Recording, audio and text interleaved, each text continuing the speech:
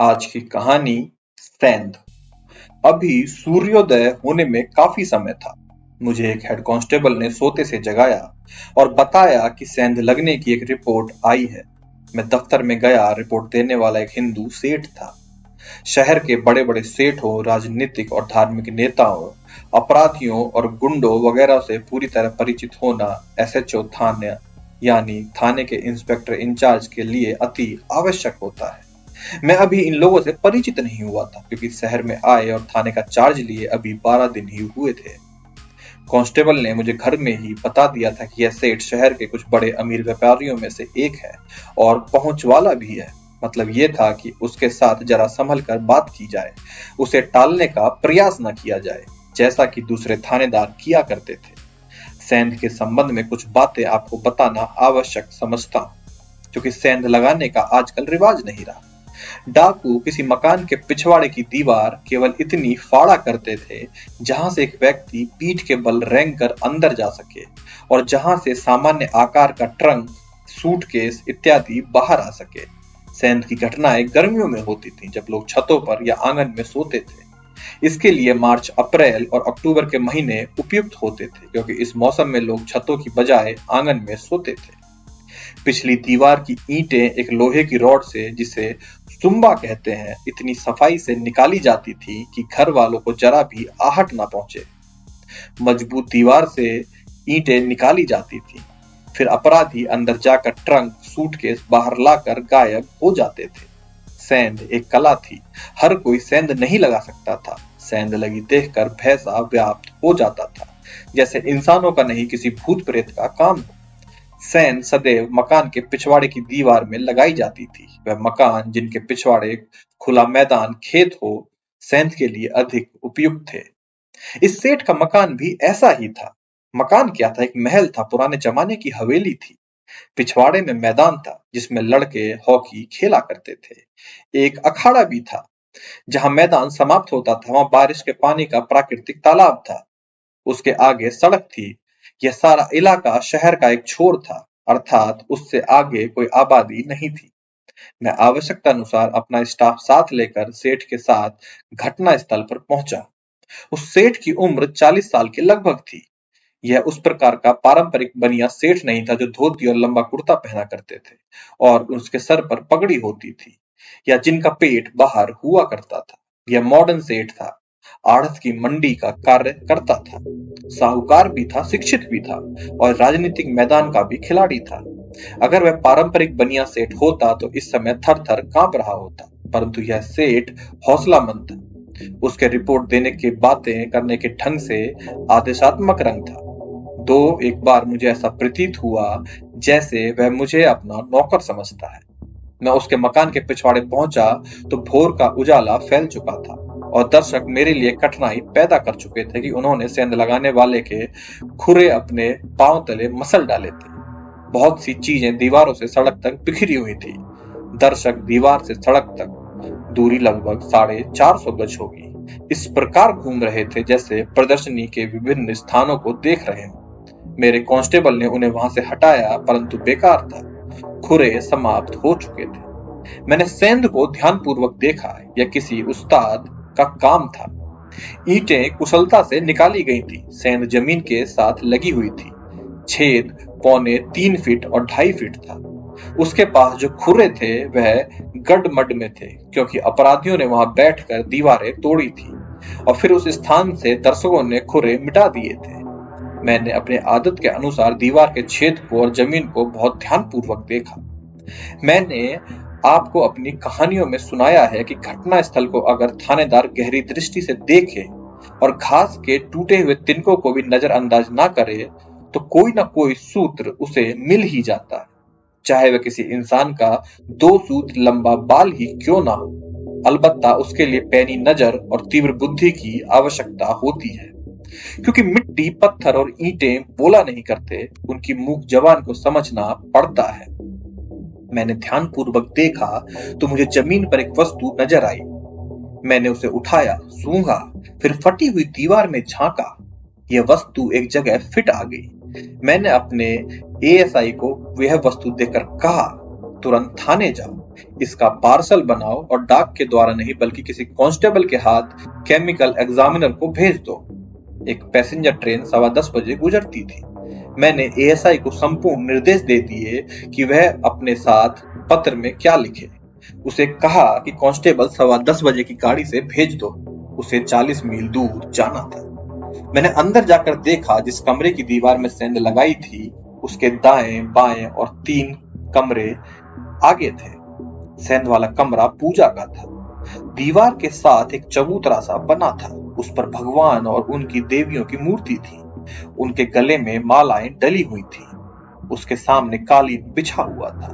तो दीवारों के साथ सोफे की भांति कुर्सियां रखी थी। दीवारों के साथ धार्मिक तस्वीरें लटकी थी। सेंध भगवान के दाएं ओर लगाई गई थी। दाएं वाले कमरे में ट्रंक, पेटियों और सूटकेस रखे हुए थे। इसी कमरे में से सामान चोरी हुआ। 2 ट्रंक और एक अटैची केस गायब थे। एक ट्रंक 2 ट्रंकों के नीचे से निकाला गया था और ऊपर वाले दोनों ट्रंकों की सेंध वाले अलग रख गए थे। 3 अटैची केस थे, जिसमें से केवल एक उठाया गया था। दोनों ट्रंक और अटैची केस खाली थे। इससे प्रतीत होता था कि यह किसी घर के भेदी का काम है। उसने वही ट्रंक उठाए थे जिनमें नकदी, गहने और कीमती कपड़े थे। करेंसी की सूरत में नकदी 36,000 थी और गहने 30,000 की कीमत के थे। कपड़े रेशमी थे। बाकी कमरों में किसी चीज को बिल्कुल भी नहीं छुआ गया था। बाहर का दृश्य यह था कि मकान के पिछवाड़े से 50 गज दूर एक ट्रंक खुला हुआ पड़ा था। उसका ताला बहुत मजबूत था, परंतु बड़ी सफाई से तोड़ा गया था। कुछ कपड़े उसके अंदर रखे हुए थे और कुछ कपड़े बाहर बिखरे हुए थे। दूसरा ट्रंक मैदान के किनारे पर तालाब के पास पड़ा था। उसका ताला अधिक मजबूत और पेचीदा था, इसलिए ढक्कन के पीछे वाली रॉड निकालकर उसे खोला गया था। उसमें भी कुछ कपड़े पड़े थे, कुछ बाहर बिखरे हुए थे। 4 गज दूर सोने के हार का खाली डब्बा पड़ा था। इतना ही आगे सोने के कंगनों की बहुत सुंदर खाली डिबिया पड़ी थी। 7 गज आगे गहने का एक और डब्बा और उसी प्रकार थोड़ी थोड़ी दूर पर गहनों के खाली डब्बे डिब्बियां बिखरी हुई थी। कुछ और वस्तुएं और साधारण से कपड़े इधर उधर पड़े बिखरे पड़े थे। अटैची केस गायब था। सेठ ने बताया कि अटैची केस चमड़े का था और साइज बड़ा था। इससे यह प्रतीत हुआ कि ट्रंकों में से कीमती वस्तुएं निकालकर अटैची केस में डाली गई हैं। मैंने यह वस्तुएं सरसरी तौर पर देखी। अब मैं दीवार से ट्रंक तक बिखरी हुई वस्तुओं और कपड़ों को ध्यान से पूर्वक देखना चाहता था, परंतु मैं यह नहीं चाहता कि मेरे साथ कोई और हो। सेठ को भी मैं वहां से हटा देना चाहता था। मैंने उसे कहा कि वह घर जाकर उन गहनों और रेशमी कपड़ों की सूची बनाए जो चोरी हुए और स्त्री से पूछकर यह भी लिखे कि कपड़ों के रंग और डिजाइन क्या थे। उसे भेजकर मैंने कांस्टेबलों से कहा कि दर्शकों को दूर भगा दें। कभी कभी अपराधी भी दर्शकों में उपस्थित होते हैं और ध्यानपूर्वक देखते हैं कि तस्तीफ किस लाइन पर और किस ओर हो रही है। इससे यह लाभ उठाते हैं और अपना बचाव का प्रबंध कर लेते हैं। उनको दूर हटाकर मैंने बिखरी हुई वस्तुओं को अच्छी तरह देखा और फिर ट्रंक के पास बैठकर उसमें रखे हुए कपड़ों को खोल खोल कर देखने लगा। ट्रंक के पास कढ़ाई बुनाई की एक किताब पड़ी थी।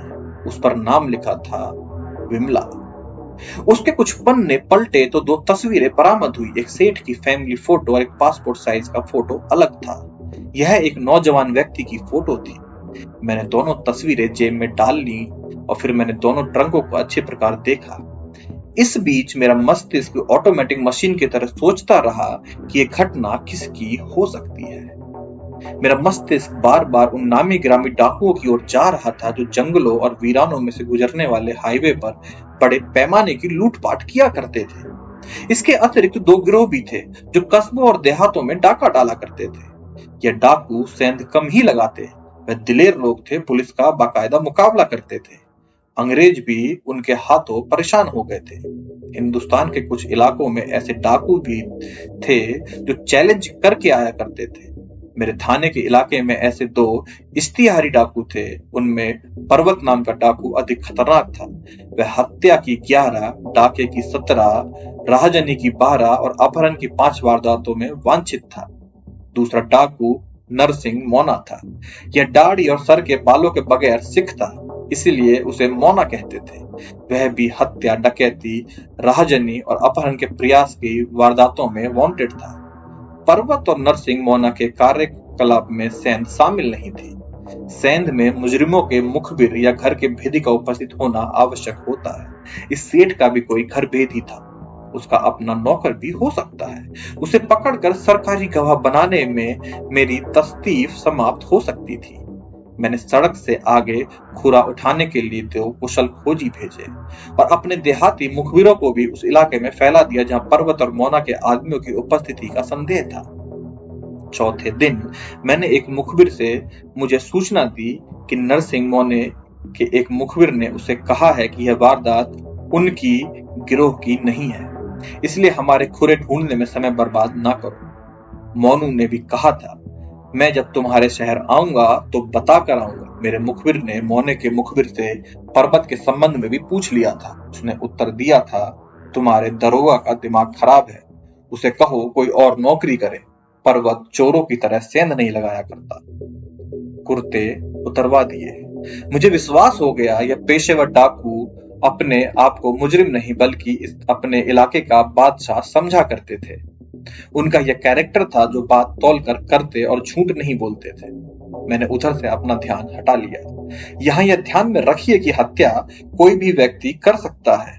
ऐसे व्यक्ति भी हत्या कर डालते हैं जिन्होंने कभी मक्खी भी न मारी हो। यह क्षणिक आवेश और प्रतिशोध से प्रेरित होने का परिणाम होता है, परंतु डाका और सेंध केवल पेशेवर का काम होता है। 4 दिन में अर्थात मोने का संदेश आने से पहले मैंने शहर में अपनी तफ्तीश जारी रखी। सेठ से कढ़ाई बुनाई की वांछित सूचनाएं ले ली। वारदात से अगली रात कांस्टेबल, जैसे मैंने एग्जामिनर के पास भेजा था, रिपोर्ट लेकर आ गया। मैंने पार्सल संभाल लिया और एएसआई से कहा कि अभी दूसरे रजिस्टर्ड बदमाशों और संदिग्ध व्यक्तियों को इकट्ठा करके ले आओ और देखो कि इनमें से कौन नहीं है और वह कहाँ है। इस बीच सेठ से नौकरों की सूची मांगी। उसने बताया कि दुकान में एक मुंशी और 4 नौकर हैं और एक नौकर घर में है। आपके घर में कितने व्यक्ति हैं? मैंने पूछा। उनकी आयु क्या है? पत्नी है? उसने बताया, एक बेटा आयु 13 साल, दूसरा बेटा आयु 9 साल और एक बेटी आयु 6.5 साल। ये सुनकर मैं उनके मुंह की ओर देखता रहा। उसने मेरी नजरों से बचने के लिए इधर उधर देखना शुरू किया और जब उसने मेरी ओर देखा मैं तभी उनकी आंखों में देख रहा था। उसने मुझे संदेह में डाल दिया था, जैसे वह घर के किसी व्यक्ति को छुपा रहा था, या हो सकता है कि यह मेरा संदेह है। मैंने उसे धीमे से स्वर में कहा, आपने घर के सारे व्यक्ति बता दिए, तो क्या आपका विचार है कि मैंने झूठ बोला है? आदमी होशियार और रोबीला था, कहने लगा, क्या आपको ये संदेह है कि मेरे घर में मेरी संतान ने डाका डाला है? अभी मैं आपसे 20 यूं ऐसी बात पूछूंगा जिसमें आप घबरा जाएंगे। मैंने उसे शांति से कहा, मुझे इस घटना की तस्दीक करनी है जो आपके सहयोग के बिना संभव नहीं। मुझे तो अभी भी देखना है कि आपके गहनों की इंश्योरेंस तो नहीं कराई। क्या इंश्योरेंस की राशि प्राप्त करने के लिए सेंध आपका अपना ही कार्य तो नहीं? जरा तमीज से बात करो इंस्पेक्टर, उसने मुझे डांट दिया। तुम नए हो, मुझे जानते नहीं, मैं गवर्नर तक पहुंचने वाला आदमी हूं। मैं हंस पड़ा। उसका हाथ अपने हाथों में दबा कर कहा, मेरे लिए यह कोई कठिन नहीं। मैं आपको नहीं जानता, अलबत्ता आपको यह कठिनाई पेश आएगी कि आप मुझे नहीं जानते। मैं एकदम कुर्सी से उठा और स्वर में गंभीरता लाकर कहा, आप जा सकते हैं और अपने व्यवहार में संतोष और शांति पैदा करने का प्रयास करें। आपको गहनों की एक और आइटम और गुमशुदा राशि की एक पाई वापस दिलवाऊंगा। मैं गवर्नर तक पहुंचने वाला व्यक्ति नहीं हूं, मामूली सा दरोगा हूं, परंतु आपकी यह शंका दूर कर देना चाहता हूं कि गवर्नर अपने कानून की सुरक्षा के लिए आपके साथ नहीं, केवल मेरे साथ सहयोग करेगा। वह चला गया। मैंने उसके संबंध में यह राय कायम कर ली कि आदमी अच्छे चरित्र का नहीं, उस्ताद आदमी है और खिलाड़ी है, सामान्य व्यक्तियों से भिन्न है। मैं चौकन्ना हो गया। शाम के बाद शहर के आरोपी, अपराधियों और संदिग्ध व्यक्ति थाने पहुंचने लगे। उनकी संख्या अधिक नहीं थी। सारे शहर में वह कुल 42 थे, जिनमें 16 सजायाफ्ता थे। कांस्टेबल उन्हें ला रहे थे। रात 10 बजे के बाद मुझे बताया गया कि अंतिम व्यक्ति भी आ गया। उनमें से 6 नहीं थे, कहीं बाहर चले गए थे या भूमिगत हो गए थे। मैंने सबको 2 पंक्तियों में खड़ा किया, कुर्ते उतार दो। सबने कुर्ते उतार दिए। मुझे अधिक मेहनत नहीं करनी पड़ी। अगली पंक्ति में से 7वां व्यक्ति को मैंने बाजू से पकड़कर पंक्ति से अलग कर लिया और एएसआई से कहा, इसे बंद कर दो। उसे उसी समय हवालात में बंद कर दिया गया। मेरा काम बन गया। मैंने सैंध का एक आरोपी को पकड़ लिया था। दूसरों से केवल इतना कहा कि मैं तुम सबको सोचने का अवसर देता हूं। जाओ और सोच लो इस घटना का। जो भी आरोपी है खामोशी से मेरे पास आ जाएगा तो मैं वादा करता हूं कि उसे सरकारी गवाह बना लूंगा। जाओ। वह सब चले गए। मैंने जिसे बंद किया था उसके संबंध में अपने एएसआई से कहा कि वह कल इस आरोपी को सिविल सर्जन के पास ले जाए और इसके खून का ग्रुप और खून के संबंध में अन्य सूचनाएं एकत्रित करके रिपोर्ट ले आए। एएसआई ने बताया कि शहर में खून के इतने गहरे और विस्तृत जांच का विश्वसनीय प्रबंध नहीं है। इसे वहीं ले जाना पड़ेगा जहां पार्सल वाली वस्तु का मुआयना कराया था। मैं नया था। मुझे अभी पता नहीं था कि शहर में जो दरअसल बड़ा कस्बा, बहुत बड़ी मंडी थी, क्या क्या प्रबंध है और क्या नहीं। मैंने उसे सरकारी चिट्ठी संबंधित एक्सपर्ट के नाम लिख दी और एक चिट्ठी वहां के पुलिस हेड क्वार्टर के नाम लिखी कि यदि आरोपी को वहां रात भर के लिए रुकना पड़े तो उसे किसी थाने की हवालात में बंद करने का प्रबंध किया जाए। मैंने एएसआई से कहा कि एक कांस्टेबल को साथ ले जाए और आरोपी को हथकड़ी में ले जाए। अगली सुबह मैं सेठ की दुकान पर गया। आड़त की बहुत बड़ी दुकान थी। सेठ खड़ा था। रस्मी तौर पर मुझे मिला। मैंने पूछा, यह मुंशी कब से आपके पास है? उन्होंने कहा, बहुत समय से। 1 साल, 2 साल, 4 साल। मैंने पूछा, कितने साल से है? उसने जवाब दिया, मुझे याद नहीं। उसने मुझे टोक कर जवाब दिया और बोला, यह बहुत शरीफ व्यक्ति है, उससे कुछ पूछना बेकार है। मेरे घर के साथ इसका कोई संबंध नहीं है। मैं इस पर ऐसा संदेह नहीं कर सकता कि यह घर का भेदी होगा। कुछ देर शांति के बाद उसने मुस्कुराकर व्यंग्यात्मक स्वर में कहा, यह हिंदू है, मुसलमान नहीं। यह चोट मैंने सहन कर ली। मुंशी मुझे दुकान के दूसरे भाग में तख्त पर बैठा नजर आ रहा था। मैं उसकी ओर चला तो सेठ भी साथ चल पड़ा। मैं रुक गया। उसने कहा कि मुझे अकेला छोड़ दे।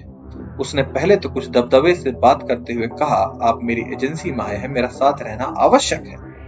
मैंने जब अकेला रहने पर जिद की तो उन्होंने अचानक अपना व्यवहार बदल लिया और अपने एक नौकर को उसने बड़ी तीव्रता से 10 का नोट दिया और उससे कहा, भाग कर लेमन सोडे की एक बोतल लाओ और कुछ फल भी ले आओ। उसने मुझे कुछ दूर रखी हुई कुर्सी पर बिठा लिया और मित्रतापूर्ण स्वर में बोला, मैं माफी चाहता हूं कि आप मेरी एजेंसी में आए और मैंने आपसे पानी भी नहीं पूछा। उसने अपने नुकसान की बातें प्रारंभ कर दी। मैंने उसे कहा कि आप जिस नौकर को शरीफ समझते हैं, हो सकता है वह मेरी दृष्टि में संदिग्ध हो। घर बेदी साधारणतया मुंशी हुआ करते हैं। मैं उठा और मुंशी के पास चला गया। उससे केवल यह सवाल पूछा, तुम यहाँ कब से हो? अभी 1.5 महीना भी नहीं हुआ, उसने उत्तर दिया। पहले कौन था? एक मुसलमान मुंशी था, उसने उत्तर दिया। इतने में सेठ भी मेरी ओर आया। मैंने उसे हाथ के संकेत से वहीं रोक दिया और मुंशी से पूछा, वह कितना समय यहाँ रहा और वह क्यों यहाँ से चला गया? मुंशी ने बताया, बहुत समय से वह यहाँ मुलाजिम था। सेठ ने उसे निकाल दिया। क्यों? यह तो सेठ साहब ही बता सकते हैं। उसने कहा, मेरा विचार है कि कोई गड़बड़ हुई होगी। तुम सेठ के घर जाया करते हो? अरे नहीं नहीं, उसने उत्तर दिया, अभी तक नहीं गया। पहला मुंशी शायद जाता होगा। मैंने पूछा, तुम्हें तो पता नहीं होगा। इन लोगों ने बताया था कि वह सेठ के घर जाया करता था। इतने में लेमन की बोतल आ गई। मैंने पी ली और सेठ ने कहा, मैं आपके मुंशी को 4 नौकरों के साथ ले जा रहा हूं। उसने कहा कि उसका काम रुक जाएगा। मैंने उसे बताया कि मेरी तस्तीफ नहीं रुक सकती, उसके काम रुकते हैं तो रुके रहे। मैंने उसके तर्कों को अनदेखा करते हुए मुंशी और 4 नौकरों को बुलाया और कांस्टेबल से कहा कि इन्हें थाने ले चलो। मुझे एक अंदेश तो था कि घर भेदी इन लोगों में से ही हो ना हो। यह दूसरा संदेह सेठ ने यह कहकर उत्पन्न कर दिया था कि नया मुंशी बहुत समय से उसके पास है, परंतु मुंशी ने कहा था कि वह सिर्फ 1.5 महीने से यहाँ है। बहरहाल सारा मामला संदेह पर चल रहा था। तस्दीक बिल्कुल अरबी भाषा की तरह होती है। जेर और जबर के फर्क से मामला ही बदल जाता है, अर्थ ही बदल जाता है। मैं जेर और जबरों की कृपा दृष्टि पर चल रहा था। सेठ ने उन 5 कर्मचारियों से जो जानकारियां प्राप्त हुई वह यह थी कि पहला मुंशी मुसलमान था और 8 साल से सेठ के पास था। वह सेठ के घर आया जाया करता था। शाम के समय उसके बच्चों को पढ़ाया करता था। सेठ को उस पर बहुत विश्वास था, इतना अधिक कि 50-50 हजार कैश बैंक में ले जाता और लाता था।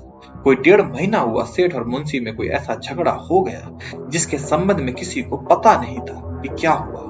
मुंशी ने जाते जाते सेठ को धमकी दी थी, सेठ होशियार रहना, उसके पश्चात वह कहीं नजर न आया।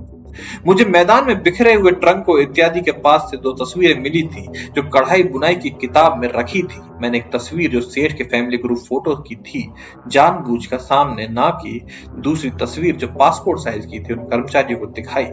सबने एक स्वर में कहा, यह उस मुंशी की तस्वीर है। अब आप ध्यान दीजिए कि मुसलमान मुंशी की तस्वीर सेठ के घर में रखे हुए एक ट्रंक में पड़ी थी और यह कढ़ाई बुनाई की किताब में से बरामद हुई। यह तो आप जानते होंगे, कढ़ाई बुनाई की किताबें केवल औरतें अपने पास रखती हैं, मर्दों का उसके साथ कोई संबंध नहीं होता। इससे प्रतीत होता है कि मुसलमान मुंशी की सेठ के घर में आवश्यकता से अधिक घुसपैठ थी। सेठ की एक बेटी थी जिसकी उम्र 6.5 साल थी। सेठ की पत्नी की उम्र 30 और 35 के मध्य थी। तो क्या मुंशी और सेठानी के गुप्त संबंध थे? क्या उसकी तस्वीर सेठानी ने कढ़ाई बुनाई की किताब में छुपा कर रखी थी? ये प्रश्न मेरे मस्तिष्क में आए, परंतु मुझे दिलचस्पी केवल इस सवाल के साथ थी, क्या मुसलमान मुंशी घर का भेदी था या सेंध उसी की अगुवाई से हुई? उसने सेठ को धमकी दी थी कि सेठ होशियार रहना। दूसरी तस्वीर में एक भेद था, वह मैंने उन्हें ना दिखाई। यह मेरा विचार था कि इसमें एक भेद है, यह मेरा भ्रम भी हो सकता था। उन कर्मचारियों में से केवल एक था जिसे मुसलमान मुंशी के घर के संबंध में पता था। चारों देहाती थे, बाहर से आया करते थे। उन्हें फ्री करके मैं उस आबादी में चला गया जहां बताया गया कि मुसलमान मुंशी रहता है। थोड़ी कठिनाई से मुझे उसका मकान मिला, परंतु बाहर ताला लगा हुआ था। मोहल्ले वालों से पूछा तो मुझे बताया गया कि लगभग 25 दिन बीते मुंशी कहीं चला गया है। यह उसका अपना मकान था। उसमें उसके माँ बाप, वह खुद और उसकी एक छोटी बहन रहती थी। 1 साल बीता, बाप मर गया। 3-4 महीने बाद मुंशी की माँ भी मर गई। मुंशी और उसकी बहन रह गए। मुंशी 10 कक्षा पास था। पास होते ही सेठ के पास मुंशी लग गया था। उस समय मुंशी की उम्र 25-26 साल थी। उसकी बहन की उम्र 20-22 साल थी। बहन के संबंध में मुझे बताया गया कि शरीफ और पर्दे वाली लड़की थी, परंतु मुंशी का मेलजोल शहर के संदिग्ध लोगों के साथ था। जुआ भी खेलता था, रौब वाला व्यक्ति था। मोहल्ले में उसने कभी बदमाशी नहीं की थी, ना ही उसके विरुद्ध किसी को कोई शिकायत थी। 1.5 महीना बीता, उसकी बहन कहीं बाहर निकली और आज तक वापस नहीं आई। मैंने उन लोगों से बहुत बहस की कि किसी ने भी संदेह तक ना जताया कि लड़की ऐसी वैसी थी। सब कहते थे कि लड़की सुंदर थी और अत्यंत शरीफ थी। अड़ोस पड़ोस के लड़कियों में के अलावा उसका मेलजोल किसी के साथ नहीं था। अक्सर ऐसा होता था कि लोग मनगढ़ंत किस्सों से दूसरों को बदनाम किया करते हैं। ये लड़की घर से गायब हो गई, फिर भी उसके मोहल्ले वाले उसकी प्रशंसा कर रहे हैं। यह प्रमाण था कि लड़की सच में ही शरीफ थी। उसके जाने के बाद मुंशी बहुत परेशान रहा। बहन को तलाश करता रहा, परंतु वह उसे ना मिली। मोहल्ले वालों ने उसे कहा कि वह थाने में रिपोर्ट दर्ज करा दे। पता नहीं वह थाने गया या नहीं गया। यह इलाका हिंदू बहुल था। 10 घरों के मध्य एक मुसलमान का घर था। मोहल्ले वाले मुंशी को कोई सहायता ना कर सके। कोई 25 दिन बीते, मुंशी भी कहीं चला गया और फिर वापस ना आया। मेरे आसपास बहुत से लोग एकत्रित हो गए। उनसे मुझे अधिक से अधिक जानकारियां मिलने लगी। 2 संदिग्ध चरित्र के व्यक्तियों का पता चला जिससे मुंशी का मेल जोल था। मैंने उन लोगों से पूछा कि जब मुंशी की बहन गायब हुई तो उसके बाद उसने कहीं सेठ के विरुद्ध बात की थी।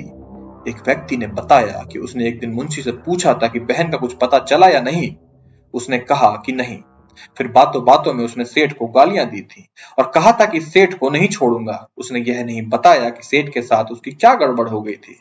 उसने सेठ की नौकरी छोड़ दी थी। मैं थाने चला गया। इस समय 2 संदिग्ध चरित्र के व्यक्तियों को बुलवाया जिसके साथ मुंशी का मेलजोल था। उसके आने तक मेरे मस्तिष्क में यह प्रश्न आए कि मुंशी की बहन गायब है, सुंदर है, क्या हिंदू सेठ ने उसे किडनैप करवाया होगा? संदेह इसीलिए उत्पन्न हुआ था कि मुंशी सेठ को धमकी देकर निकला था और एक मोहल्ले वाले में से उसने कहा था कि सेठ को नहीं छोड़ूंगा। मुंशी ने अपनी बहन के लापता होने के बाद नौकरी छोड़ दी थी। दूसरा ये प्रश्न मेरे सामने आया कि सेठ ने मुसलमान के स्थान पर हिंदू मुंशी रखने के लिए मुसलमान को नौकरी से निकाल दिया होगा।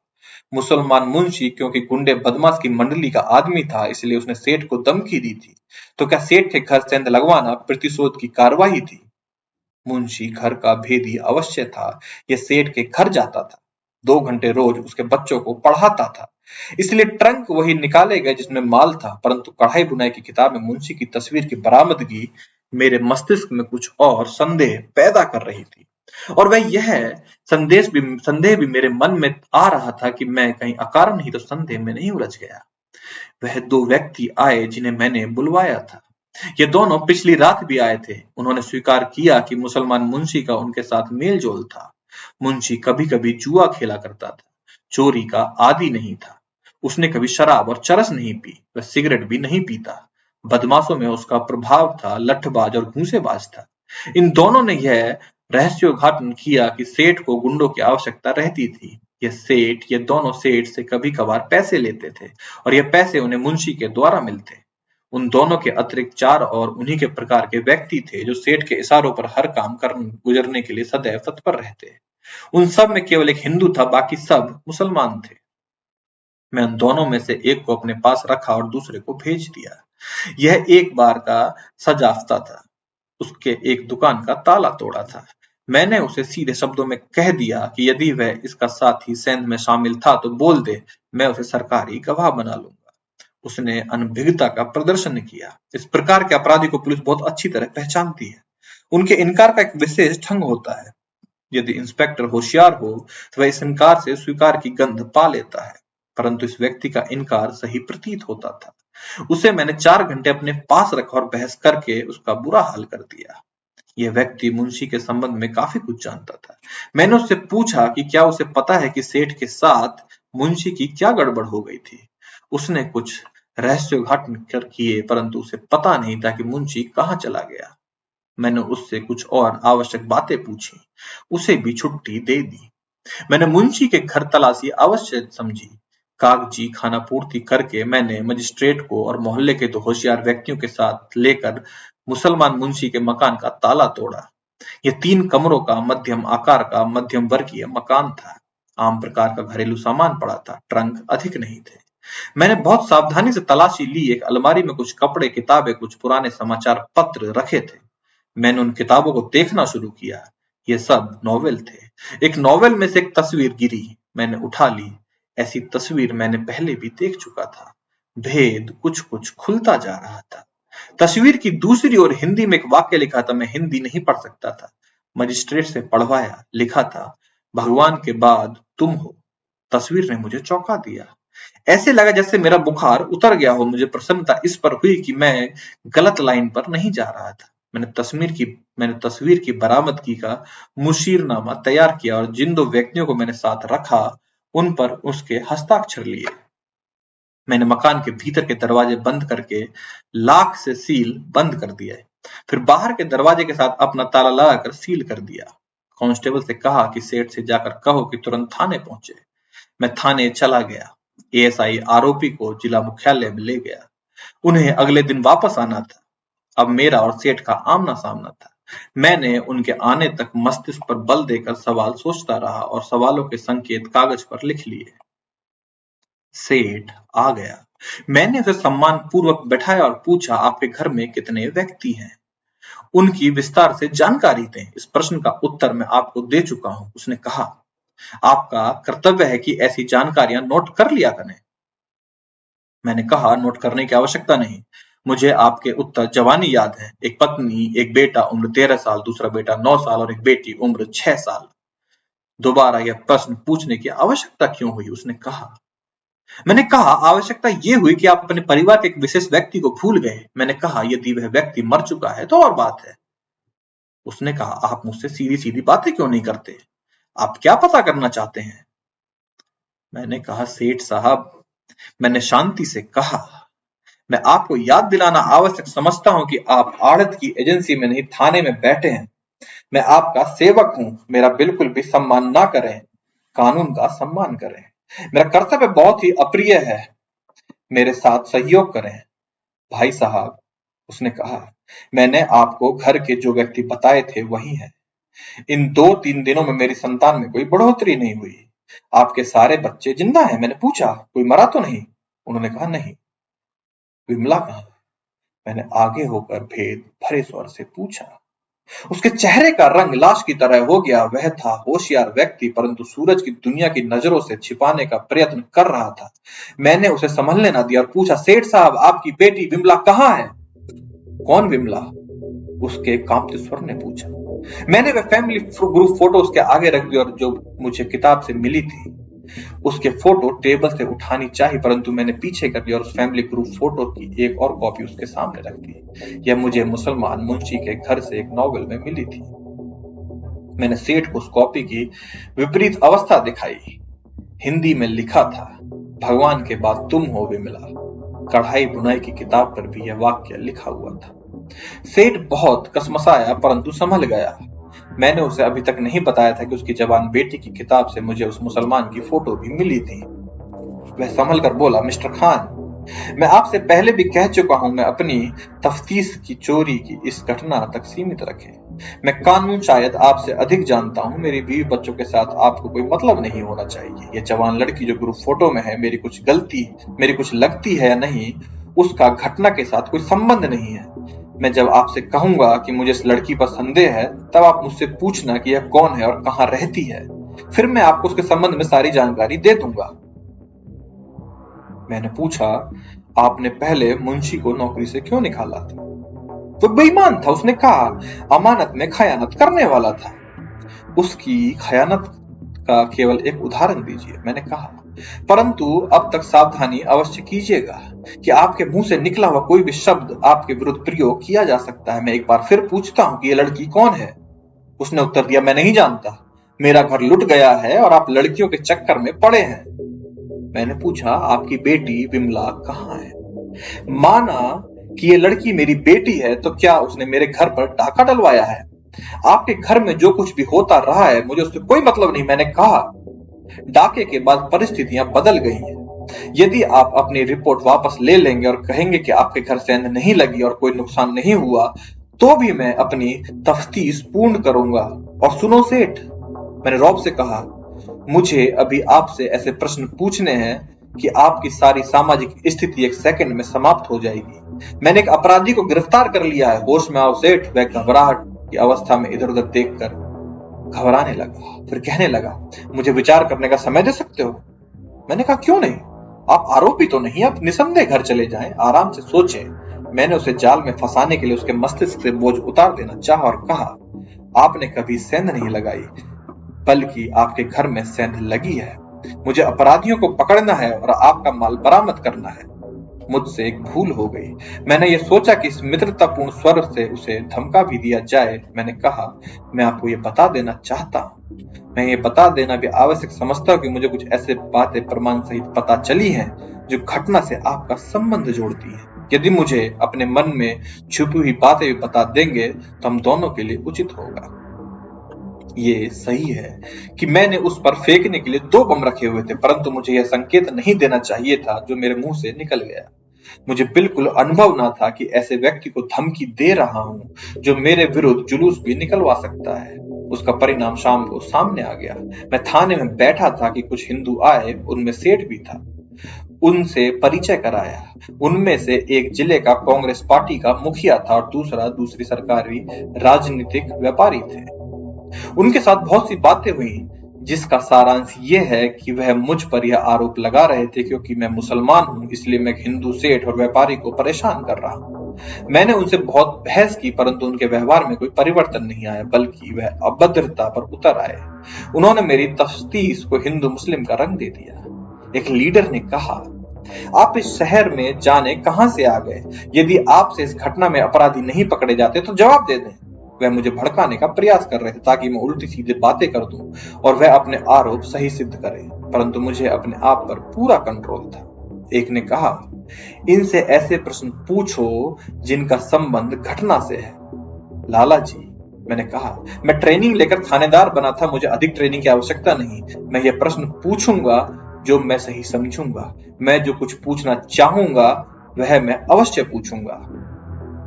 लीडर ने कहा, हम कमिश्नर के पास जा रहे हैं। आप एक हिंदू लीडर को परेशान कर रहे हैं जिसका 1 लाख का नुकसान हो गया। आप उन्हें केवल इसलिए परेशान कर रहे हैं कि अपराधी मुसलमान है, आप उन्हें पकड़ना नहीं चाहते। आप कमिश्नर के पास जाइए, मैंने उठते हुए कहा। मैं आपके साथ कोई और बात नहीं करूंगा। उन्होंने आपस में मंत्र न की और एक ने टेलीफोन पर हाथ रखकर दूसरे से कहा, मैं कमिश्नर के लिए कॉल यहीं से बुक कर लेता हूं। मैंने टेलीफोन अपनी ओर खींचकर कहा, यह आपका दफ्तर नहीं पुलिस स्टेशन है, जाइए किसी प्राइवेट फोन पर कॉल बुक कीजिए।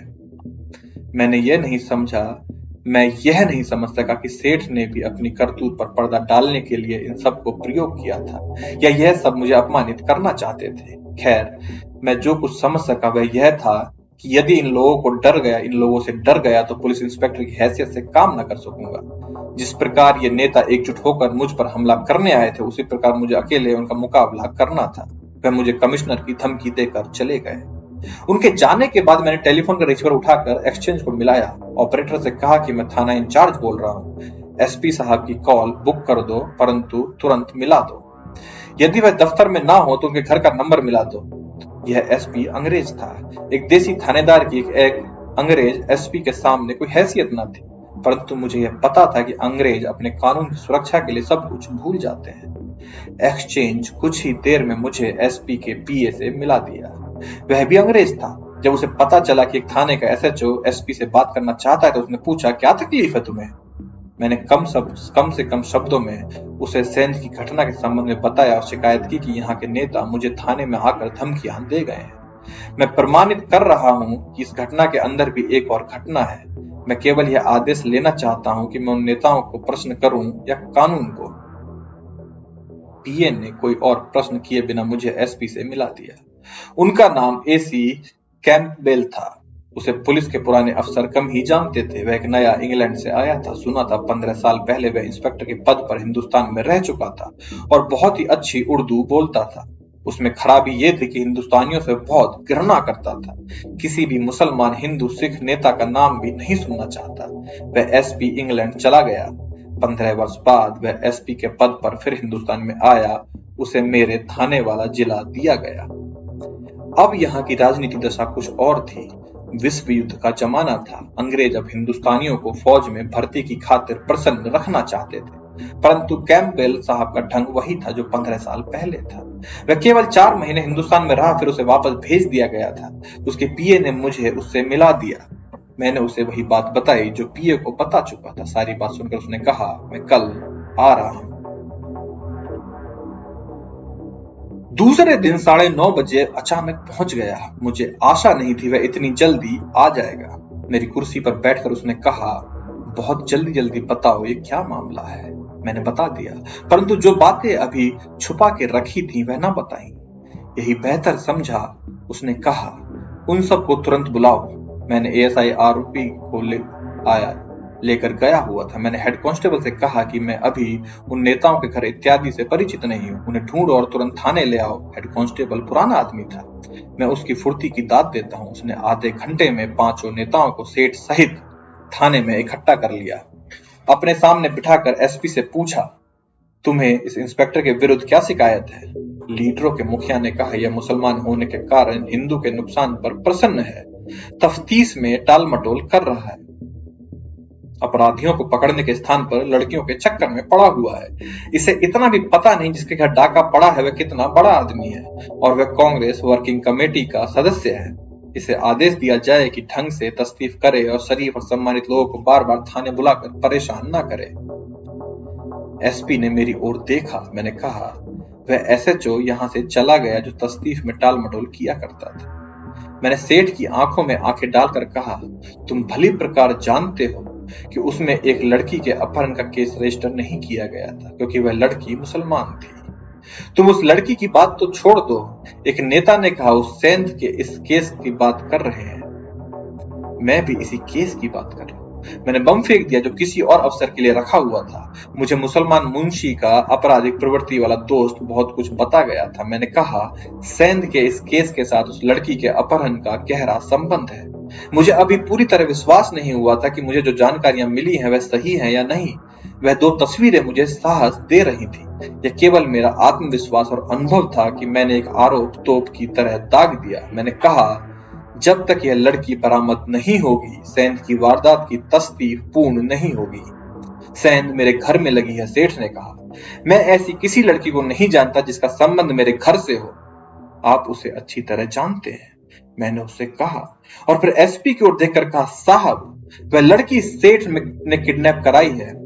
इसके बाद इससे आप यह पूछें कि इसकी अपनी बेटी कहाँ है। सब पर सन्नाटा छा गया। मैंने एक मुसलमान कांस्टेबल और ईसाई को बुला लिया। मैं उनसे मुसलमान लड़की के किडनैप के संबंध में कुछ जानकारी को पुष्टि करा चुका था। यह मेरे यहाँ आने से पहले की घटना थी। उसकी ईसाई से मैंने कहा कि साहब बहादुर को बताओ कि पहले एसएचओ ने मुसलमान लड़की के अपहरण का केस रजिस्टर नहीं किया था। उसने सुना दिया कि एक मुसलमान यह रिपोर्ट देने आया था कि उसकी अविवाहित बहन लापता हो गई है।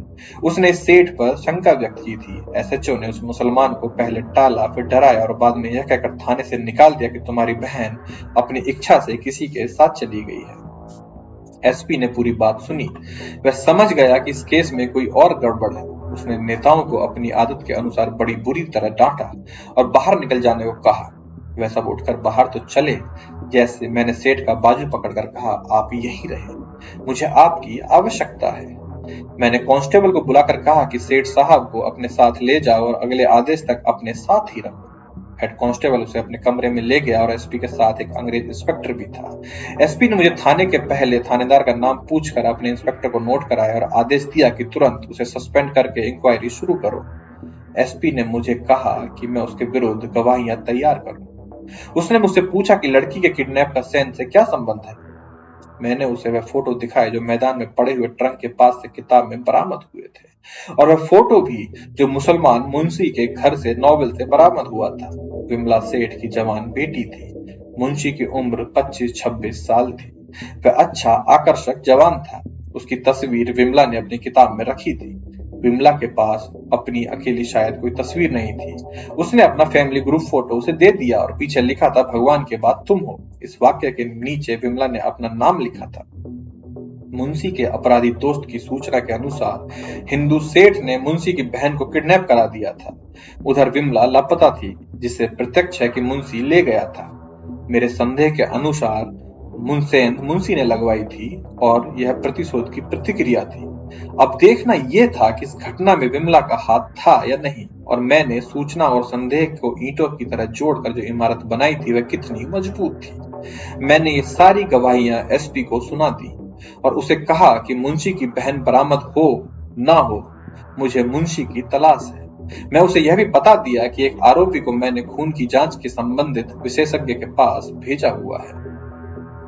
एसपी दरअसल यह देखना चाहता था कि मेरे विरुद्ध सेठ ने जो आरोप लगाया है वह सही है या नहीं। मैंने उसे संतुष्ट कर दिया। उसने मेरा उत्साहवर्धन किया और चला गया। उसके जाने के कुछ समय पश्चात मेरा एएसआई आरोपी को लेकर वापस आ गया। उसने उसके खून की विस्तृत रिपोर्ट की एक नकल मुझे दी। मैंने उसे पहली रिपोर्ट से मिलाया। खून का ग्रुप और दूसरी सारी बातें समान थी। उस आरोपी की गिरफ्तारी का कारण यह था कि जब मैं सेठ की रिपोर्ट पर उसके साथ घटनास्थल पर गया तो मैंने दीवार में लगी हुई सेंध यानी छेद को ध्यानपूर्वक देखा था। वहां मुझे कोई सूत्र न मिला। छेद के पास मुझे ईंट का एक छोटा सा टुकड़ा दिखा जिसकी लंबाई 3 इंच से कुछ कम थी। यह त्रिकोण आकार का था। इसकी नोक चाकू की तरह थी। उसकी नोक पर मुझे कुछ लालिमा नजर आई। उठाकर देखा तो संदेह हुआ कि यह खून हो सकता है। सूंघा तो गंध भी खून जैसी प्रतीत हुई। ऐसी वस्तुएं जिन्हें अक्सर नजरअंदाज कर दिया जाता है बहुत काम की चीजें होती हैं। उन्हें देखने के लिए पैनी दृष्टि चाहिए। ये टुकड़ा मैंने हाथ में लेकर दीवार के छेद को पुनः ध्यान से देखा। ईंटें साबुत निकाली गई थी। सेंध में ईंटें साबुत ही निकाली जाती हैं, परंतु उस वारदात में एक ईंट टूट गई। अगला भाग निकल आया और पिछला भाग दीवार में ही रह गया। यह इस प्रकार टूटी कि इसके 2 भाग दीवार में रह गए और उसकी नोक बन गई। मैंने अपने हाथ से पकड़ा हुआ छोटा सा नुकीला टुकड़ा उसके आगे रखा तो यह एक स्थान पर फिट आ गया। मैंने देखा कि जब टुकड़ा ईंट के साथ था तो छेद के मार्ग में आता था। मैंने यह सोचा कि पहला व्यक्ति इस छेद से रेंगकर अंदर गया तो इस नोक ने उसके कंधे या बाजू को घायल कर दिया होगा। उसकी नोक पर लालिमा इसी व्यक्ति का खून की होगी। उसने खुद या अपने किसी साथी से कहकर उस औजार से यह नोक तोड़ दी होगी जिससे ईंट निकाली गई थी। इस प्रकार यह टुकड़ा छेद से अलग हो गया। चूंकि ईंट जमीन के साथ थी और बहुत ही पुरानी थी, इसलिए उसमें नमी थी। नमी के कारण ईंट के टुकड़े ने सूखी ईंट की भांति खून सोखा नहीं। मैंने उसी समय यह टुकड़ा एएसआई को देकर कहा था कि इसे सुरक्षित प्रकार से किसी कांस्टेबल के हाथ जांच और रिपोर्ट के लिए भेज दो। जब अगले दिन रिपोर्ट आई तो मेरा अनुमान सही साबित हुआ, यह खून ही था। संबंधित विशेषज्ञ ने उनका ग्रुप और उनकी विस्तृत रिपोर्ट लिख दी। इस रिपोर्ट के आधार पर मैंने व्यक्ति की तलाश की जिसमें शरीर पर ताजा घाव या गहरी खरोच थी। यह तो मैं जानता था कि यह काम पेशेवरों का है, इसलिए मैंने शहर के सजा याफ्ता और संदिग्ध व्यक्तियों को थाने में बुलाया और सबको कुर्ते उतारने को कहा। उन्होंने कुर्ते उतारे तो मैंने सबको एक नजर से देखा। एक व्यक्ति के दाएं कंधे पर, जहां बाजू का जोड़ होता है, रुई का फाया चिपका हुआ था और उस पर क्रॉस की आकृति में चिपकने वाली टेप लगी थी। रुई और टेप मैली नहीं थी, जिससे पता चलता था कि एक दिन से अधिक पुरानी नहीं है। मैंने बिना किसी सवाल जवाब के उसे हवालात में बंद कर दिया। फिर उसे उसी विशेषज्ञ के पास उसके खून के टेस्ट के लिए भेजा। उसके खून के सारे लक्षण वही निकले जो ईंट के टुकड़े पर लगे हुए थे, खून के। यह प्रमाणित हो गया कि उस टुकड़े पर उसी व्यक्ति का खून था। मैंने उसे अलग बिठा लिया। उस व्यक्ति के रिकॉर्ड पर 4 गिरफ्तारियां अर्थात 4 मुकदमे थे, जिनमें से 2 में प्रमाण न होने पर आधार पर बरी हो गया था और 2 में उसे सजा मिली थी। अब की उसकी सबसे पहली वारदात सेंध की थी, जिसमें 3 व्यक्ति गिरफ्तार हुए थे। 2 साल की सजा हो गई, वह बच गया था। उसकी उम्र 40 से कुछ कम थी, शरीर का फुर्तीला था। मैंने उससे कोई प्रश्न पूछने के स्थान पर यह पूछा, मुकदमा लड़ोगे या इकबालिया बयान दोगे? उसने कहा, मेरा अपराध क्या है हुजूर? मैंने कहा, सेंध। उसने कहा, कहां? मुझसे बहसबाजी ना करो। मैंने कहा, मैंने तुम्हें बिना कुछ कहे और बिना पूछे गिरफ्तार कर लिया है। तुम खुद समझदार हो, यह नहीं समझ सके कि इस प्रकार केवल उसे गिरफ्तार किया जाता है जिसके विरुद्ध कोई प्रमाण और गवाही मिल जाए। अगर आपके पास सबूत और गवाही है तो चालान काटिए और चलिए अदालत में। यह आदमी पक्का अपराधी था। उसका व्यवहार बता रहा था कि टॉर्चर बर्दाश्त करने का आदी है। तुम अपने हिस्ट्री शीट से वाकिफ हो, मैंने उसे कहा। आदि मुजरिम को सरकारी गवाह नहीं बनाया जाता, परंतु मैं तुम्हें सरकारी गवाह बना दूंगा। स्पष्ट है कि तुम अकेले नहीं थे, तुम्हारे सारे साथी कल तक गिरफ्तार हो जाएंगे, इसलिए तुम फायदा उठा लो। दरोगा जी, उसने विचित्र सी मुस्कुराहट से, जिसमें शायद व्यंग भी था, कहा, उम्र इसी चक्करबाजी में बीत गई। पुलिस की बड़ी मार खाई है। अब तो लोहे की सलाख गरम करके पीठ पर रख दो तो उफ नहीं करूंगा। कोई भी लालच दे दो, अपने गुरु को बदनाम नहीं करूंगा। आपके पास प्रमाण है, सरकारी गवाह की आपको क्या आवश्यकता है? उसके हाव भाव से आत्मविश्वास की झलक थी। मैंने काफी समय लगाकर उसे घेरने का प्रयास किया, परंतु बेकार साबित हुआ। मैंने उसे हवालात में बंद कर दिया। एएसआई और हेड कांस्टेबल ने मुझे बताया कि यह आदमी पत्थर है। मारपीट का या लालच का इस पर कोई प्रभाव नहीं होता। मुझे इसकी पिछली सारी हिस्ट्री बताई गई। मैंने उसे साथ लिया और उसके घर की तलाशी लेने के लिए गया। यह तलाशी केवल कागजी कार्रवाई पूरी करने के लिए ली जा रही थी। मैं जानता था कि ऐसा मंझा हुआ अपराधी घर में वारदात का कोई सूत्र नहीं रखेगा। उसके घर गए, वहां उसकी पत्नी थी और 3 बच्चे। कुछ अपराधियों की पत्नियां उनकी कमजोरी बन जाती हैं, क्योंकि वे अपने पति के पेशे से घृणा करती हैं और पुलिस से डरती हैं, परंतु उसकी पत्नी भी अपराधिनी प्रतीत होती थी। पक्की औरत थी। मैंने उसके घर के बर्तन भी उल्टे कर दिए, जमीन को भी ठोका, परंतु खाक भी हाथ न आई। मुझे यही आशा थी। सेठ को मैंने थाने में बिठा रखा था। मेरा मस्तिष्क बहुत तीव्रता से सोच रहा था। तलाशी के बाद मेरे मस्तिष्क में एक विचार आया। मैंने केवल एक कांस्टेबल को साथ रखा और एएसआई से कहा कि वह आरोपी को हवालात में ले जाए और कागजात तैयार करके उसका रिमांड ले ले। मैं नए विचारों के आधार पर सेठ के घर चला गया। सेठानी से मिला। वह सीधी सादी गृहिणी थी। मैंने उसके साथ सहानुभूति प्रकट की और फिर आश्वासन देकर कहा कि उसका सारा माल वापस मिल जाएगा। इसके साथ इधर उधर की बातें होती रहीं। मैंने उसके मन में विश्वास उत्पन्न किया। मैंने कहा, विमला कहाँ है? उसके चेहरे में परिवर्तन को देखा। मैंने पैतरा बदलकर पूछा, उसका कुछ पता नहीं चला कहाँ चली गई? उसका सर झुक गया। मैंने स्वर में सहानुभूति का गहरा रंग भरकर कहा, आप चिंता न करें, मैं आपको पहले मुंशी को 2 दिनों में जमीन के नीचे से निकाल लाऊंगा। उसने सर उठाया तो उसकी आंखों में आंसू थे। मैंने उसे कहा, सेठ साहब को चाहिए था मुझे पहले दिन ही यह बात बता देते। उन्होंने आज सुबह बताया कि आपकी बेटी को वह नमक हराम मुंशी बहका कर कहीं ले गया। आखिर यह बात बनी कैसे? मुंशी को इतना अवसर मिल कैसे गया? वह मेरे चक्कर में आ गई। मेरा यह झूठ काम कर गया कि सेठ ने मुझे विमला के संबंध में बात बता दिया है। सेठानी ने कहा, उन्होंने मुझे मना किया था कि विमला के संबंध में पुलिस को कुछ न बताना, बड़ी बदनामी होगी। यदि सेंध के अपराधी पकड़े गए तो अदालत में भी लड़की का नाम आएगा, सारी दुनिया सुनेगी, परंतु उन्होंने खुद ही आपको बता दिया। सेठानी ने मुझे बताया कि मुंशी बच्चों को पढ़ाने घर आता था। मुसलमान होने के बावजूद उसे यह लोग घर का परिवार का अंग समझते थे। वह चालाक व्यक्ति था, जवान भी था। सेठ की जवान लड़की विमला उसके साथ खुल गई। लड़की के माँ बाप ने ध्यान न दिया। मुंशी ने अपना विश्वास जमा रखा था।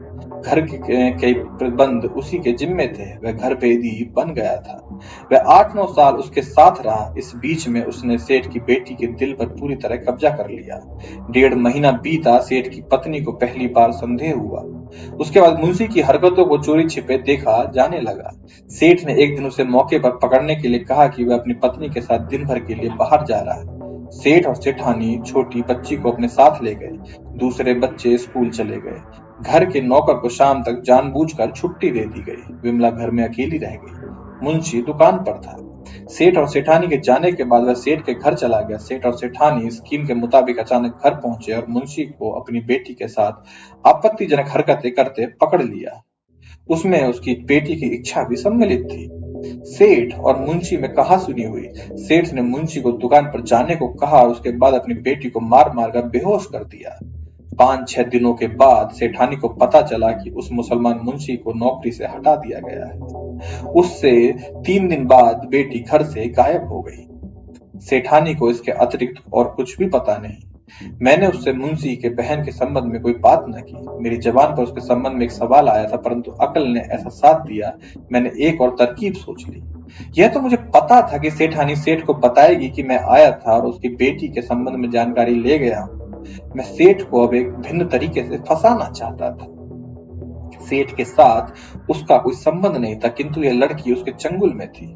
मुझे अभी ऐसा कोई प्रमाण नहीं मिला था। यह लड़की मुंशी की बहन सेठ के कब्जे में थी। जिंदा है या मारी गई, कहीं आगे भेज दी गई, मैं एक जवानी गवाही के आधार पर अंधेरे में हाथ मार रहा था। मैंने सेठानी को विश्वास में लेने के लिए उसकी बेटी के हक में बातें शुरू कर दी। उसे कहा कि मुंशी बहुत बड़ा बदमाश था। उसने शरीफ लड़की को फुसला लिया। मैं उसे पकड़कर सेंध के साथ किडनैप की सजा भी दिलाऊंगा। मुझे केवल यह पता चल जाए कि वह कहाँ है। वह मेरी बातों में पूरी तरह जकड़ गई। अंदर से वह डाक के 2 लिफाफे ले आई। दोनों फटे हुए थे। एक में पत्र निकाल कर पढ़ा। यह मुसलमान मुंशी का पत्र था। सेठ के नाम लिखा था, मेरी बहन को आजाद कर दो, मैं तुम्हारी बेटी को छोड़ दूंगा। मेरी बहन को मेरे घर पहुंचा दो, मैं केवल 4 दिन प्रतीक्षा करूंगा। नीचे मुंशी का नाम लिखा था। स्थान का नाम नहीं था जहां से पत्र पोस्ट किया गया था। मैंने लिफाफे पर पोस्ट ऑफिस की मोहर देखी। मोहर आगरा की थी। दूसरे लिफाफे में से पत्र निकालकर पढ़ा। यह उन्हें पहले पत्र के 5वें दिन मिला था। यह भी मुंशी का था। केवल इतना लिखा था, सेठ होशियार हो जाओ। इस लिफाफे पर भी आगरा की मोहर थी। यह पत्र मिलने के 4 दिन बाद सेठ के घर सेंध लगी। सेठानी को मैंने बताया कि दोनों पत्र आगरा से आए तो उन्होंने कहा, उसे मुंशी को यह संदेह है कि उसकी बहन हमारे पास है। मैंने सेठ से कई बार कहा कि यदि उस लड़की को आपने कहीं छुपा रखा है तो उसे आजाद कर दें और अपनी बेटी को वापस ले लें, परंतु वह कहते हैं उसकी बहन के संबंध में उन्हें कुछ नहीं पता। इस बात पर हमारी लड़ाई भी हो चुकी है। क्या आपको संदेह है कि सेठ साहब ने मुंशी की बहन को कहीं बंदी बना रखा है? मैंने पूछा। उसने उत्तर दिया, मुझे यही संदेह है। मुझे मेरी बेटी वापस चाहिए। मुझे पता है कि डाका इसी मुसलमान मुंशी ने डलवाया है। यदि उसे उसकी बहन ना मिली तो वह व्यक्ति पता नहीं किस प्रकार से बदला लेगा। वह बहुत भयभीत थी। यही भय मुझे भी था। मैंने उसे और अधिक भयग्रस्त करने के लिए कहा, उसे यदि मैं शीघ्र ना पकड़ सका तो वह अवश्य कोई और वार करेगा। किसी की बहन को बंदी बना लो तो वह हत्या करने से भी नहीं चूकेगा। बेहतर यह है कि मुंशी की बहन को छोड़ दिया जाए। सेठानी और अधिक डर गई। उसने कहा, मेरे बच्चों पर दया करें। सेठ से कहें कि यदि लड़की को उसने कहीं छुपा के रखा है तो उसे छोड़ दें। वह मेरी नहीं मानते। मुझे एक संदेह है, किंतु आप उनके साथ बात न करना, वरना वह मुझे जान से मार डालेंगे। वह सीधी साधी औरत थी और अच्छी और भयभीत भी थी। मैंने उसके भय में और वृद्धि कर दी। उसके घर में सेंध लगी थी, जिसके कारण वह भयभीत थी। उसकी मानसिक अवस्था ये थी कि वह ये भूल गई कि वह पुलिस इंस्पेक्टर के साथ बात कर रही है। दरअसल मैंने सहानुभूति और अपनापन दिखा करके उस पर अपना विश्वास पैदा कर लिया। वह रो रही थी और बोलती जा रही थी। उसने कहा, 1.5 महीने से सेठ हर रात देर तक बाहर रहता है। शराब तो पहले भी पीता था, अब अधिक पीता है। उसने मेरे साथ भी दुर्व्यवहार करना शुरू किया है। यहीं से मुझे संदेह होता है कि उसने लड़की को कहीं रखा हुआ है। यह लड़की कभी मेरे घर आया करती थी। सुंदर लड़की है। मेरे मन में भिन्न भिन्न प्रकार के विचार आते हैं। मेरी सुनने वाला कोई नहीं, और वह भयभीत अवस्था में यही बातें कहती रही। उसने मुझे कई बार कहा कि मैं सेठ पर अपना प्रभाव प्रयोग करूं और उसे यह पता न चलने दूं कि उसने मेरे साथ ये बातें की हैं।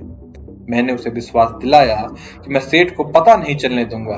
उसे यह भी कहा कि वह भी सेठ को ना बताए कि मैंने उनसे मेरे साथ मुंशी की बहन के संबंध में बातें की हैं।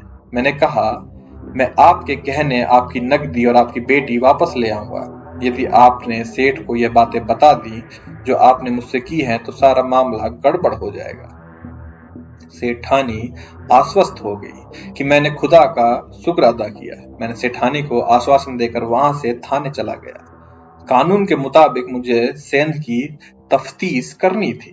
मुंशी की बहन के किडनैप से मुझे किसी ने रिपोर्ट दर्ज नहीं कराई थी। मुझे ये भी पता चल गया था कि सेंध का मुख्य आरोपी सेठ का पहला मुंशी है और वह आगरा में है। उसकी तस्वीर भी मेरे पास थी। मेरे लिए आवश्यक था कि मुंशी की गिरफ्तारी का तुरंत प्रबंध करता, परंतु मेरे दिमाग पर मुंशी की बहन सवार हो गई। मैंने तय कर लिया कि इस लड़की का बरामद करूंगा। मुझे विश्वास नहीं था वह सेठ के कब्जे में होगी, मुझे केवल संदेह था। सेठानी ने मेरे संदेह को मजबूती प्रदान की थी। मैं यह सोच रहा था कि छानबीन की जगह यात्रा करूं या चालबाजी से काम लूं। मैंने एक चाल सोच ली। थाने में बैठकर उस पर विचार किया और इसी पर कार्य करने का निर्णय लिया। सेठ मेरे हेड कांस्टेबल के साथ दूसरे कमरे में बैठा था। मैंने उसे बुलाया। वह क्रोध की अवस्था में मेरे सामने आया। उसने मेरे सामने कुर्सी पर बैठते हुए कहा, इंस्पेक्टर साहब, आपने अच्छा नहीं किया। मैंने उसे कोई उत्तर देने के स्थान पर कांस्टेबल को बुलाया और उसे फ्रूट और लेमन की बोतलें लाने भेज दिया। मैंने कहा, सेठ साहब, जो कुछ हुआ उसका मुझे बहुत खेद है। उससे अधिक खेद मुझे इस बात पर है कि आप जैसे पढ़े लिखे इज्जतदार इंसान ने यह भी नहीं सोचा कि मैं साधारण सा पुलिस इंस्पेक्टर हूँ। मेरी ड्यूटी ऐसी है कि सज्जन लोगों से भी मुझे कभी कभी ऐसे प्रश्न पूछने पड़ते हैं। यह मेरी नौकरी है और मेरी रोजी रोटी का मामला है। मुझसे तो आपका मुंशी अच्छा है, जो शाम तक अपना कार्य समाप्त करके रात आराम से सो जाता है। मैं तो रात को भी नहीं सो पाता। आप अपने केस का ध्यान करें। यह मेरा कर्तव्य है कि आपकी कमाई की गहने और नकदी कपड़े गायब हो गए हैं, आपको एक एक पाई वापस दिलवाऊं। फिर मुझे संदेह होता है कि आपकी जवान बेटी भी लापता है, परंतु आप बदनामी के डर से छिपाते हैं। मैं यह भी अपना कर्तव्य समझता हूं कि आपकी इज्जत वापस लाऊं। आप छुपा रहे हैं, परंतु मैं आपकी इज्जत को अपनी इज्जत और आपकी बेटी को अपनी बेटी समझता हूं। परंतु आपने मुझ पर आरोप लगा दिया कि मैंने मुंशी की बहन को किडनैप कराया। सेठ ने ऐसे स्वर में कहा जिसमें रौब के स्थान पर दोस्ती का रंग था। जी हाँ, मैंने कहा, पर आपने भी तो मुझ पर आरोप लगा दिया। परंतु सेठ साहब, मैं आपको यह बता देना चाहता हूं कि मुझे आपके साथ कोई शत्रुता नहीं है। जो हुआ सो हुआ। यदि आप अपनी बेटी के संबंध में मुझे कुछ नहीं बताना चाहते तो ना बताएं। मेरा उसके साथ कोई संबंध नहीं। और आपने एसपी के सामने यह जो आरोप लगाया कि मैंने मुंशी की बहन को किडनैप किया है, उसने कहा, उसका क्या होगा? आपने यहां तक कह दिया था कि पहले दरोगा ने मेरे विरुद्ध केस रजिस्टर नहीं किया था। एसपी ने कोई नोटिस नहीं लिया। मैंने कहा, उसने आपको तो डांट दिया था, परंतु बाद में उसने मेरी खूब खबर ली। उसने मुझे कहा कि इस थाने में रहना है तो ठीक से रहो, वरना लाइन हाजिर कर दूंगा। मेरी बात सुनकर सेठ गुब्बारे की तरह फूल गया। इतना होशियार और चालाक व्यक्ति अपनी झूठी प्रशंसा सुनकर उल्लू का पट्टा बन गया। मैंने कहा, आपके सामने ऐसी क्या बिसात है? एसपी ने कहा कि मैं केवल सेंध की तस्दीफ करूं, लड़की के चक्कर में ना पड़ूं। सेठ साहब, आप मेरा सहयोग करें और सेंध की तस्दीफ में मेरा साथ दें। मैं अब कोई किसी लड़की की बात ना करूंगा। मैं इस प्रयास में था कि वह सूर्यास्त होने तक मेरे पास बैठा रहे। सूरज डूबने ही वाला था। फल और बोतलें आ गई थी। मैं उसे दोस्त बनाने में सफल हो चुका था। उसके मस्तिष्क से मुंशी की बहन का बोझ उतर गया। सूरज डूब गया। वह ऐसा दोस्ताना दिखा रहा था, जाना ही नहीं चाहता था। मैंने अंधेरे की प्रतीक्षा कर रहा था, क्योंकि मुझे उसका पीछा करना था। मुझे अपने अनुभव के आधार पर विश्वास था कि यदि उसने मुंशी की बहन को कहीं छुपा रखा है तो वह वहां अवश्य जाएगा। उसकी पत्नी ने मेरे संदेह की पुष्टि कर दी थी। अंततः वह उठा और बड़े प्रेम से हाथ मिलाकर बोला, बुरा ना मानना, मैं रिश्वत पेश नहीं कर रहा। आप मेरे भाई हैं। यदि आपको किसी प्रकार की कोई आवश्यकता हो, जितनी रकम चाहिए मुझे भाई समझकर बता देना, मैं कल कुछ रकम पेश करूंगा। हंसकर कहने लगा, हमें इकट्ठे रहना है। आपको अपनी आवश्यकता नहीं बताऊंगा तो और किसे बताऊंगा? मैंने कहा, यदि आपको मेरी आवश्यकता पड़े तो अपने नौकर को भेज देना, मैं उपस्थित हो जाऊंगा। वह चला गया। मैंने तुरंत अपने विशेष कांस्टेबल बुलाए, उन्हें सादे कपड़े पहनने को कहा और फिर निर्देश दिए कि सेठ का पीछा करे। यदि वह अपने घर चला जाए तो इधर उधर टहलते रहें, चाहे सारी रात गुजर जाए, उस पर नजर रखें और सुबह रिपोर्ट दें। मैंने फिर उन्हें निर्देश देकर रवाना कर दिया। एक संकेत भी निर्धारित कर दिया। मैंने 6 कांस्टेबल सादे कपड़ों में तैयार कर दिए। सबसे कहा कि कमीजों के नीचे कमर के गिर्द एक हथकड़ी जंजीर सहित बांधे, परंतु उसकी आवाज ना हो। यदि आवश्यकता पड़े तो हथकड़ियों को ही हथियार के तौर पर प्रयोग करें। मैंने भी सादे कपड़े पहन लिए और रिवॉल्वर पेट की जेब में डाल ली। एएसआई को थाने में छोड़ दिया। मैं अपनी पार्टी को लेकर रवाना हो गया। मेरी यह स्कीम एक जुआ थी। मेरी तबीयत ही ऐसी ठीठ थी कि मैं ये जुआ खेलने से टल ना सका। इसके परिणाम मेरे विरुद्ध भी जा सकते थे। यह भी हो सकता था कि मुंशी की बहन को सेठ की कैद से बरामद कर लूं तो लड़की कह दे कि मैं अपनी इच्छा से आई हूं और सेठ ने मेरे साथ कोई दुष्कर्म नहीं किया। परंतु मेरी जो भी छठी इंद्रिय है वह बता रही थी कि लड़की वही है और उस पर अत्याचार हो रहा है और वह केवल अपनी बेटी का प्रतिशोध उस लड़की से ले रहा है। मैं स्वयं को इस सवाल का जवाब नहीं दे सका। क्या मैं पागल हो गया हूं? क्या मेरा दिमाग चल गया है? जो कुछ भी था, मैं खतरा मोल लेने के लिए पूर्ण रूप से तैयार होकर थाने से निकला। सेठ के पीछे 2 कांस्टेबल सादा कपड़ों में चले गए थे। दोनों को आपस में इतनी दूरी रखनी थी कि एक दूसरे को संकेत देख सकें। मुझे अपनी पार्टी इस तरह बिखेर कर रखनी थी कि पिछले कांस्टेबल का संकेत देखकर या सुन सकें। हमें इकट्ठे नहीं चलना था। मैं अपनी पार्टी से आगे निकल गया। मुझे यह आसानी थी कि मैं उस शहर में नया था, इसलिए शहर के लोग मुझे पहचानते नहीं थे। रात का अंधेरा बहुत लाभकारी था। आगे वाले 2 कांस्टेबलों में से पिछले ने मुझे एक स्थान पर हाथ से संकेत किया तो मैं समझ गया कि सेठ अपने घर नहीं जा रहा। सेठ कहीं बहुत आगे था। मुझे नजर नहीं आ रहा था। उस संकेत की भांति मुझे आगे से संकेत मिल रहे थे। मैं अपनी पार्टी को संकेत देता गलियों में मुड़ता गया। आगे खेत और मैदान आ गया। साधारण से प्रकार के कुछ मकान थे जो एक दूसरे से अलग अलग थे। यह शहर में से लगा हुआ इलाका था। मुझे रुकने का संकेत मिला। फिर पिछला कांस्टेबल मेरे पास आ गया और उसने मुझे बताया कि सेठ एक मकान के अंदर गया है। मैंने मकान को घेर में ले लिया। फिर मैं दरवाजे की ओर गया। एक छोटा सा मकान था। मुश्किल 4 मुरले का था।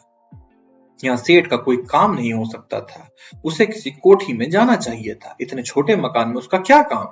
एक व्यक्ति अंदर से निकला और उसने बाहर की जंजीर चढ़ाकर ताला लगा दिया। अंधेरे में मुझे साफ पता चल रहा था कि वह क्या कर रहा है। वह दरवाजे के पास टहलने लगा। मैं उसकी ओर चला तो उसने पूछा, कौन है भाई? मैं उसके निकट चला गया और उसके कंधे पर हाथ रखकर पूछा, भाई साहब, पुलिस चौकी को कौन सा रास्ता जाता है? मैंने उसे कुछ आगे ले गया। उधर से मेरा हेड कांस्टेबल आ गया। टॉर्च उसके हाथ में थी। मैंने उससे टॉर्च ली। वह व्यक्ति मुझे रास्ता बताने लगा तो मैंने टॉर्च की रोशनी उसके मुंह पर डाली। हेड कांस्टेबल ने हंसकर कहा, साहब, यह तो हमारा पुराना मित्र है। वह व्यक्ति शहर के उन बदमाशों में से एक था जिसे मैंने थाने में बुलाया था। मैंने उससे पूछा, इस मकान में क्या है? यह तुम्हारा मकान है? ताला लगाकर कहाँ जा रहे हो? एक ही बार इतने सारे सवालों से वह घबरा गया। उसने हकलाकर कुछ कहने का प्रयास किया तो मैंने पूछा, सेठ अंदर क्या कर रहा है? मैंने टॉर्च बुझा दी। मैंने अंधेरे में देख लिया कि उसके हाथ पीछे को हिलाया और कुछ परे मुझे कुछ गिरने की हल्की सी आवाज आई। वह मुझे अनाड़ी समझता था। मैंने टॉर्च जलाए बिना देखे बिना उससे कहा, चाबी उठा लाओ। मैं समझ गया था कि उसने अंधेरे का लाभ उठाते हुए चाबी फेंक दी है। उसी पर चुप्पी छा गई। हम धीमे स्वर में बातें कर रहे थे। उसने बड़े ही तीव्र स्वर में कहा, मुझे क्यों परेशान करते हो? जाओ, यहाँ कुछ नहीं है। वह अवश्य ही मकान के अंदर वालों को होशियार करने के लिए चिल्लाया था। मैंने उसके मुंह पर पूरी शक्ति से घूंसा मारा। वह पीछे को गिरा। मैंने अपनी पार्टी को संकेत दे दिया और टॉर्च की रोशनी उधर की जिधर उसने चाबी फेंकी। मुझे चाबी नजर आ गई। हेड कांस्टेबल ने उस व्यक्ति को पकड़ लिया। मैं चाबी उठाकर मकान की ओर दौड़ा। मकान की पिछली ओर 2 कांस्टेबल मौजूद थे। मैंने ताला खोला और दरवाजे को धकेलकर बहुत तीव्रता से अंदर प्रविष्ट हुआ। कांस्टेबल भी मेरे पीछे आ गए। तंग सा आंगन था। दाईं ओर एक कमरे का दरवाजा थोड़ा सा खुला। अंदर लालटेन की रोशनी थी। दरवाजा अचानक बंद हुआ। इससे पहले कि अंदर चटकनी चढ़ा दी जाती, मैंने दौड़कर दरवाजे को धक्का दिया। मेरे कांस्टेबल भी होशियार थे। वह मेरे साथ ही दरवाजे में कूदकर प्रविष्ट हुए। मैंने रिवॉल्वर निकाल लिया और कमरे में इधर उधर देखा। पलंग पर एक जवान लड़की बैठी हुई थी। उसके शरीर पर केवल कुर्ती थी। कमरे में शराब की गंध थी। टिपाई पर शराब की बोतल और 3 गिलास रखे हुए थे और प्लेटों में भुना हुआ गोश्त था। एक व्यक्ति दूसरे पलंग के नीचे घुस रहा था। मैंने एक कांस्टेबल से उसे पीछे से पकड़कर बाहर घसीट लिया। वह सेठ नहीं था। वस्त्रों से उसी की तरह का कोई और अमीर व्यक्ति लगता था। लड़की उठकर बैठ गई। वह अत्यंत सुंदर लड़की थी। मैंने उससे उसका नाम पूछा। उसने बताया तो पता चला कि यह मुंशी की बहन है। हेड कांस्टेबल उस मकान के पहरेदार को अंदर ले आया जो हमें बाहर मिला था। मैंने लड़की से पूछा, वह सेठ कहाँ है? लड़की ने संकेत के बताया कि उस पलंग के नीचे है। मैंने तुरंत जान लिया कि लड़की ने शराब पी रखी है या उसे पिलाई गई है। 2 कांस्टेबलों ने पलंग के नीचे से सेठ को निकाल लिया। उसमें भी केवल कमीज पहन रखी थी। वह थर-थर कांप रहा था। पलंग पर उसकी पैंट पड़ी थी। उसने पैंट की ओर हाथ बढ़ाया तो मैंने उसके हाथ पर हाथ मारकर परे कर दिया। दोनों सेठ कांप रहे थे। मैंने उन दोनों सेठों को और उनके पहरेदारों को हथकड़ियां लगा दी। एक कांस्टेबल को थाने भेजकर एएसआई को बुलाया और लड़की और सेठ की डॉक्टरी परीक्षण का प्रबंध किया। मैंने इस प्रबंध का विवरण नहीं सुनाऊंगा क्योंकि यह कहानी हमारी बच्चियां भी पढ़ेंगी। अंतिम रिपोर्ट तो जिला हेडक्वार्टर से लेनी थी। यह रिपोर्ट प्राप्त करने के लिए जो तुरंत और आरंभिक कार्रवाई हुई, वह मैंने लड़की और सेठ को सिविल लाइन सर्जन के पास उसी समय ले जाकर करवा दी। मैंने रात की गाड़ी से उस कार्रवाई और विशेष चीज को टेस्ट के लिए भेज दिया। उस मकान को मैंने सील कर दिया था और 2 कांस्टेबल की वहीं ड्यूटी लगा दी थी। दोनों सेठ और उनके पहरेदारों को मैंने हवालात में बंद कर दिया। पहरेदार को मैंने हवालात के दूसरे कमरे में बंद किया था।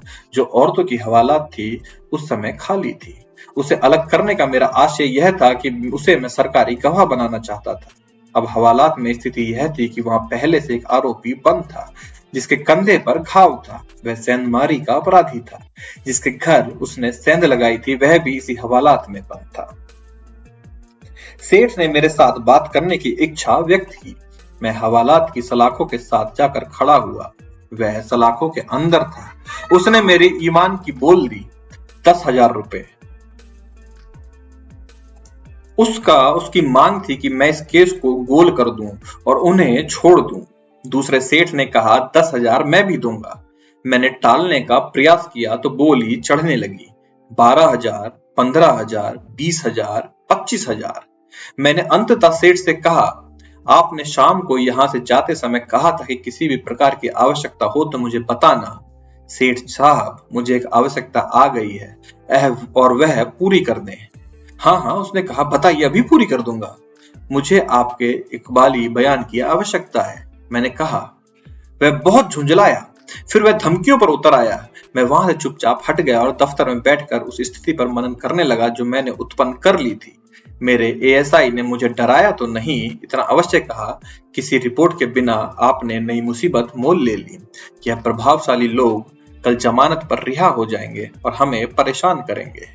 मैंने उसकी बात सुन ली और कहा, देखा जाएगा।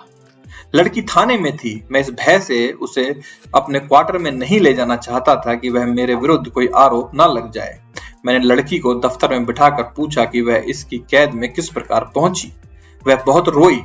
उसे जबरदस्ती शराब पिलाई गई थी और शराब उसे हर रात पिलाई जाती थी। उसका बयान सुनकर मैं उसे 2-3 बातें बताई और उसे यह कहकर आश्वासन दिया कि वह मुझ पर भरोसा रखे। कानून की कुछ खानापूर्ति होती है, वह पूरी किए बिना कोई कार्रवाई नहीं की जा सकती। मैं उसका बयान कलमबंद नहीं कर सकता था क्योंकि अदालत में उसका महत्व नहीं था, बल्कि उल्टा संदेह किया जाता। संदेह यह होता कि लड़की को पुलिस ने अपने हिरासत में रखकर अपनी इच्छा से बयान लिख लिया है। मैंने लड़की को साथ लिया, एएसआई को भी साथ लिया और उसे कहा कि मुझे मजिस्ट्रेट के घर ले चलो। उसके घर गए तो रात के 12 बजने वाले थे। उसे जगाया, केस के संबंध में बताया और कहा कि लड़की के बयान लेकर सील लगाकर कानून के अनुसार लड़की को किसी प्रतिष्ठित शहरी के हवाले कर दिया जाए। मजिस्ट्रेट लड़की को दूसरे कमरे में ले गया। हम बरामदे में बैठे रहे। 10 मिनट पश्चात मजिस्ट्रेट हमारे पास आया और हमारे पास बैठकर बोला, लड़की बिल्कुल मामूली हैसियत और संदिग्ध चरित्र की है। आप शहर के बहुत प्रतिष्ठित बड़े व्यक्तियों के विरुद्ध बयान लिखवा रहे हैं। आप यह किस्सा यहीं समाप्त नहीं कर सकते? मैं इस किस्से को हाथ में नहीं लेना चाहता था। मैंने कहा, कठिनाई यह उत्पन्न हो गई कि आज एसपी साहब अचानक हमारे थाने में आ गए और उन्होंने निजी से यह आदेश दिया कि लड़की बरामद की जाए और अपराधियों को उसकी हैसियत के लिहाज किए बिना गिरफ्तार करके रिपोर्ट उन्हें भेज दी जाए। यदि आप सलाह दें तो मैं लड़की के बयान में थोड़ी सी गड़बड़ कर देता हूँ। मजिस्ट्रेट ने कहा, आप समझ गए होंगे कि इतने प्रतिष्ठित व्यक्तियों को ऐसे केस में घसीटना अच्छा नहीं लगता। यदि आप लड़की को दुष्चरित्र और उसके साथ बलात्कार करने वालों को प्रतिष्ठित समझते हैं तो आप जो चाहे लिखें। मैंने उसे कहा, लड़की आपके कब्जे में है, केवल यह ध्यान रखें कि अदालत में मेरे बयान भी होंगे। इसके अतिरिक्त यह भी याद रखें कि इस लड़की के साथ सेंध की थी यह घटना जुड़ी हुई है। और पहले यह भी नोट कर लें कि पहले थानेदार ने इस लड़की के लापता होने की रिपोर्ट रजिस्टर नहीं की थी। एसपी साहब के आदेश से उसे सस्पेंड कर दिया गया है और इंक्वायरी का आदेश जारी हो चुका है। लड़की इन इंक्वायरी में भी प्रस्तुत होगी। आपकी अपनी इच्छा है, जो चाहे लिखें। बयान आपके पास रहेंगे जिन्हें आप लिफाफे में सील कर लेंगे। मैं आपको केवल यह बता रहा हूं कि ये खतरनाक केस है। मैं तो इसमें गड़बड़ करने का साहस नहीं कर सकता। इस लड़की का भाई सेंध लगाने में वांछित है और उस सेठ की लड़की उस व्यक्ति के पास है। मजिस्ट्रेट घबरा गया, सर हिलाकर बोला, यह कोई गोरखधंधा मालूम होता है। जी हाँ, मैंने कहा, मैंने तो अभी पूरी तरह चार्ज भी नहीं लिया था कि यह गोरखधंधा मेरे गले आ पड़ा और एसपी साहब आ धमके वरना कोई चक्कर चला लेता। मैंने उस मजिस्ट्रेट के पांव तले से जमीन निकाल दी। फिर भी मुझे अंदेशा था कि वह सेठों को बचाने के लिए कोई गड़बड़ अवश्य करेगा। बयान लेने और लिखने में 3.5 घंटे लगे। मजिस्ट्रेट ने लड़की के हस्ताक्षर कराकर बयान एक लिफाफे में बंद किए और हमारे सामने लाख से लिफाफा सील करके अपने पेटी में रख लिया। मजिस्ट्रेट के लिए हुए बयान पुलिस को नहीं दिखाए जाते। मुकदमे के दौरान मजिस्ट्रेट लिफाफा अदालत के हवाले करता है। अब लड़की को किसी की कस्टडी में देना था तो मैं किसी को जानता नहीं था। एसआई ने एक मुसलमान का नाम बताया। उसे उसी समय बुला लिया गया। यह शहर के प्रतिष्ठित मुसलमान थे। वांछित कार्रवाई करके लड़की उसके हवाले कर दी गई और उसे बता दिया गया कि अदालत की पेशी पर लड़की को अदालत में प्रस्तुत करने का जिम्मेदार होगा। लड़की उसके साथ जाने से डर रही थी। बार बार कहती थी कि मुझे अपने भाई के पास जाने दो, मेरे भाई को बुला दो। उसे यह तो पता नहीं था कि उसका भाई यहाँ नहीं है और उसका घर पुलिस ने सील कर रखा है। बाहर जाकर मैंने उसे आश्वासन दिया और बताया कि वह यह समझे कि अपने माँ बाप के घर जा रही है। वे बेचारी इतनी अधिक डरी हुई थी कि बात कम करती थी और रोती अधिक थी। उसकी शारीरिक दशा बहुत खराब थी। मैंने इस प्रतिष्ठित मुसलमान को अच्छी प्रकार समझा दिया कि लड़की पर क्या बीती है। लड़की ने मुझे जो बयान दिया था वह संक्षेप में इस प्रकार है कि उसका भाई सेठ का मुंशी है और उसके घर आता जाता है। उसे यह मालूम नहीं था कि उसका भाई इस शहर में नहीं है। मैंने उसे बताया कि वह सेठ के काम से शहर से बाहर गया हुआ है। यह लड़की कई बार सेठ के घर गई थी। उसने बताया कि सेठ की बेटी उसकी हम उम्र है और उसकी सहेली है। लगभग 1.5 महीना बीता। सेठ के घर का नौकर उस लड़की के घर आया और कहा कि लड़की का भाई उसे सेठ के घर बुला रहा है। लड़की ने बुर्का ओढ़ा और घर को ताला लगाया और नौकर के साथ चली गई। सेठ के घर को एक रास्ता शहर के अंदर जाता था और दूसरा रास्ता शहर के बाहर जाता था। लड़की को नौकर शहर के बाहर की ओर ले गया। नौकर को लड़की भली भांति जानती थी, वह अजनबी नहीं था। निश्चित होकर उसके पीछे पीछे चलती रही। रास्ते में नौकर ने लड़की से कहा, मुझे यह काम याद आ गया, उस मकान में मेरा एक रिश्तेदार रहता है, उसे एक संदेश दे आऊं। वह यह वही अलग थलग मकान था जहां मैंने उस लड़की को बरामद किया था। लड़की रुक गई और कहा कि जाओ संदेश दे आओ। नौकर ने कहा, तुम यहाँ अकेली खड़ी अच्छी नहीं लगती, मेरे साथ ही आ जाओ। लड़की उसके साथ चली गई। उस मकान के दरवाजे पहुंचकर नौकर ने लड़की से कहा, तुम भी अंदर आ जाओ, अंदर सब औरतें ही हैं। लड़की अंदर चली गई। नौकर ने दरवाजा बंद कर लिया। कमरे में 2 व्यक्ति निकले। उन्होंने लड़की को दबोच कर उठा लिया और उसके मुंह पर हाथ रख दिया। लड़की बेहोश हो गई। उसके बाद उसे कुछ याद नहीं। वह दिन और रात में कितनी बार बेहोश हुई।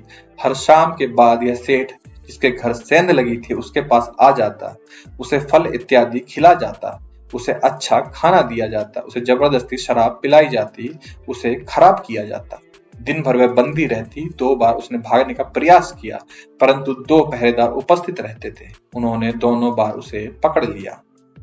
लड़की ने बताया, प्रारंभ में वह मुझसे जबरदस्ती शराब पिलाते थे, जिसके कारण मैं बेहोश हो जाती थी। उसने आत्महत्या करने की भी सोची, उसने सेठ की हत्या करने का भी सोचा, परंतु उसे कोई राह नजर नहीं आई। उसने बताया कि जिस शाम मैंने सेठ को उसके एक दोस्त के साथ घटना स्थल पर पकड़ा, सेठ का दोस्त से पहले वहां पहुंच गया था। सेठ वहां आया और अपने दोस्त से कहा, आज जो ऐश करनी है कर लो, कल छुट्टी। दोस्त ने अर्थात दूसरे सेठ से उससे पूछा कि छुट्टी क्यों, तो उसने उत्तर दिया, गड़बड़ हो गई है। उसके बाद उन्होंने आपस में बातें की और वह संकेतों में की कि उसमें समझ में नहीं आया। लड़की ने समझा कि शायद उसकी हत्या कर दी जाएगी या किसी और के हवाले कर दिया जाएगा। उसके बाद मैं पहुंच गया। उसने बताया कि जब मैं उसके कमरे में प्रविष्ट हुआ तो वह समझी कि मैं वह व्यक्ति हूं जिसके हवाले उसे सेठ करेगा। परंतु सेठ ने बाहर का दरवाजा खुलते ही कमरे का दरवाजा जरा सा खोला और दरवाजा बंद करके पलंग के नीचे चला गया। लड़की रोती थी और बार बार अपने भाई का नाम लेती थी। मुझे उसके भाई पर भी क्रोध आ रहा था, जिसने अपने प्रेम के चक्कर में अपनी बहन को बलि चढ़ा दिया था। वह अपने भाई के पापों की सजा भुगत रही थी।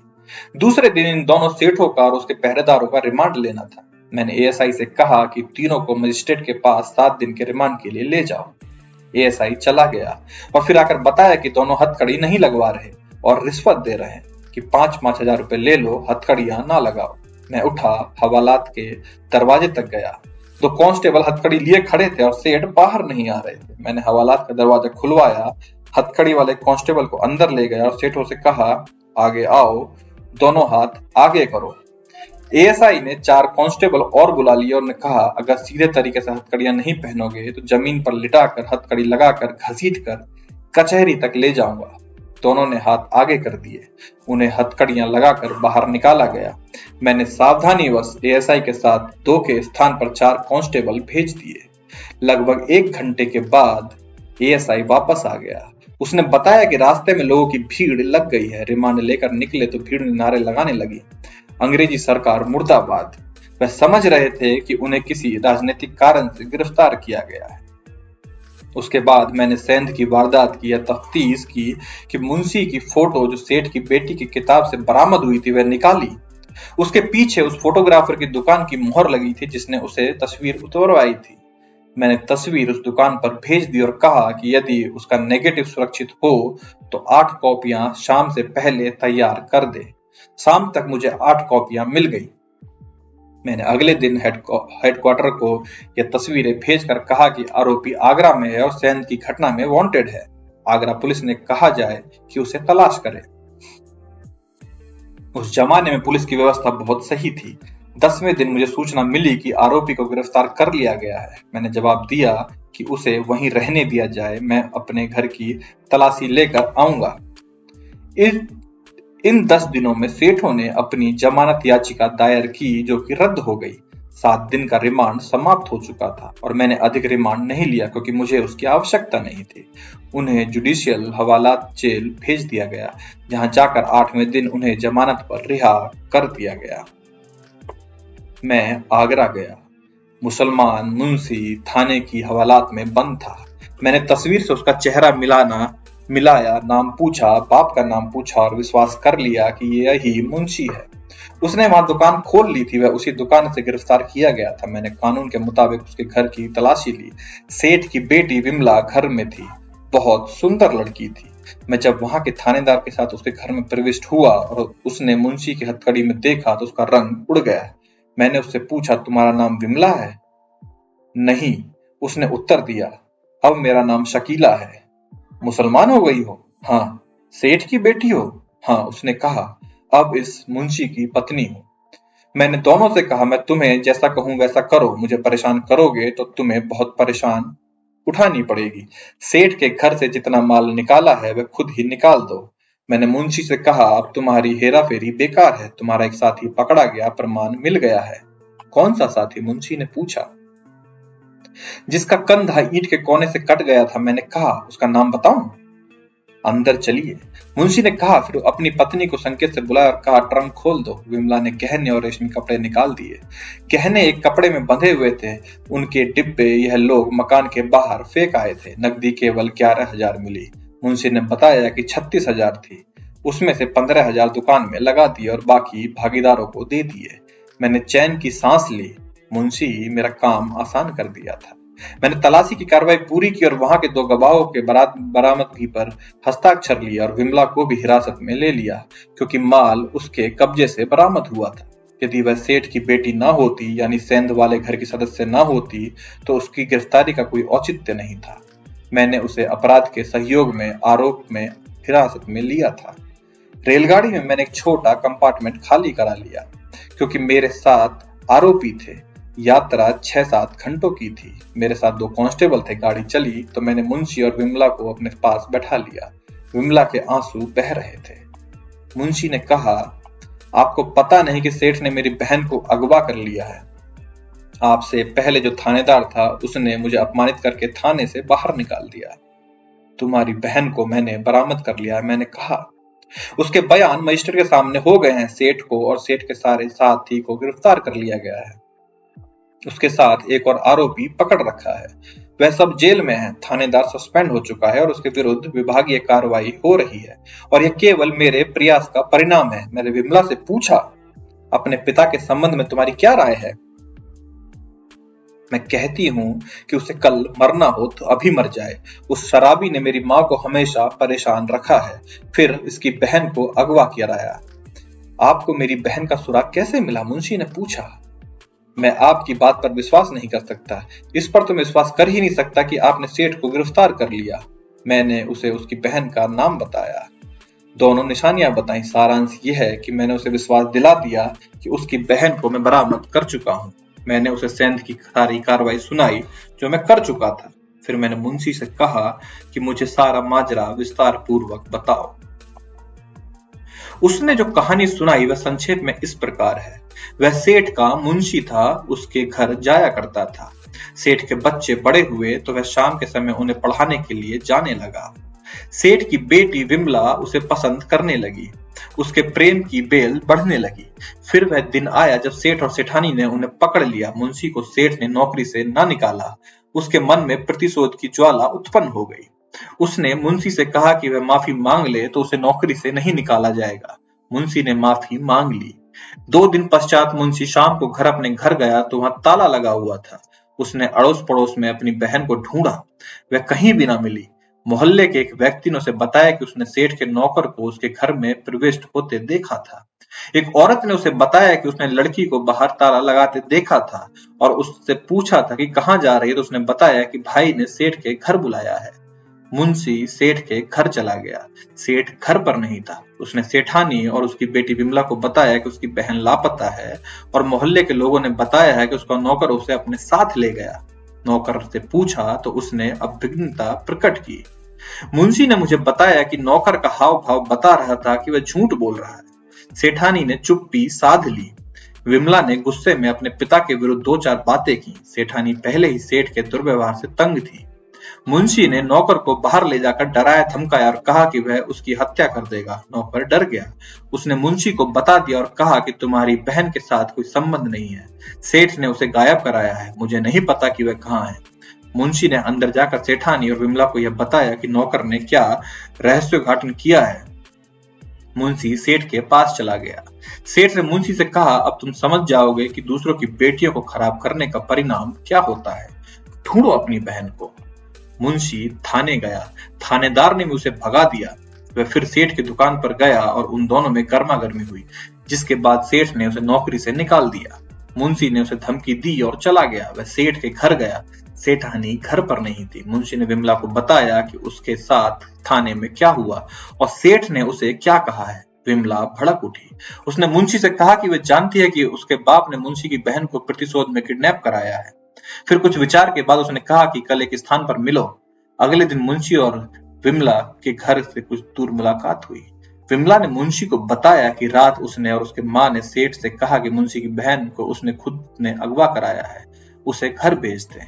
सेठ शराब पिए हुए था। उसने सेठानी और विमला को खूब पीटा और नशे में यह भी बता दिया कि लड़की को उसी ने किडनैप कराया है। जिसमें हिम्मत है वह लड़की मुझसे छुड़वा ले। विमला ने मुंशी से कहा कि वह उसके साथ घर से भाग जाने चाहती है। वह कुछ रुपए भी घर से ले आई है, परंतु इस शहर से निकलना होगा। सारांश, एक दिन विमला ने मुंशी के साथ भाग जाने का इरादा कर लिया। 2 दिन बाद वह फिर मिले और भागने का प्रोग्राम सुनिश्चित हो गया। शाम के बाद विमला चोरी छिपे घर से निकली और मुंशी के घर पहुंच गई। वह अपने साथ 3000 रुपए भी ले आई थी। मुंशी प्रतीक्षारत था। उसका एक सहपाठी मित्र था जो आगरा में नौकरी करता था। वह उसे लेकर अपने मित्र के पास पहुंच गया। मित्र ने उसे आश्रय दिया। उसका यह मित्र अदालत में कर्मचारी था। उसने उन्हें एक दुकान दिला दी। जो रुपए विमला लेकर आई थी, उन रुपयों से उसने दुकान खोल ली। फिर विमला ने अपना धर्म परिवर्तन करके मुंशी से शादी कर ली।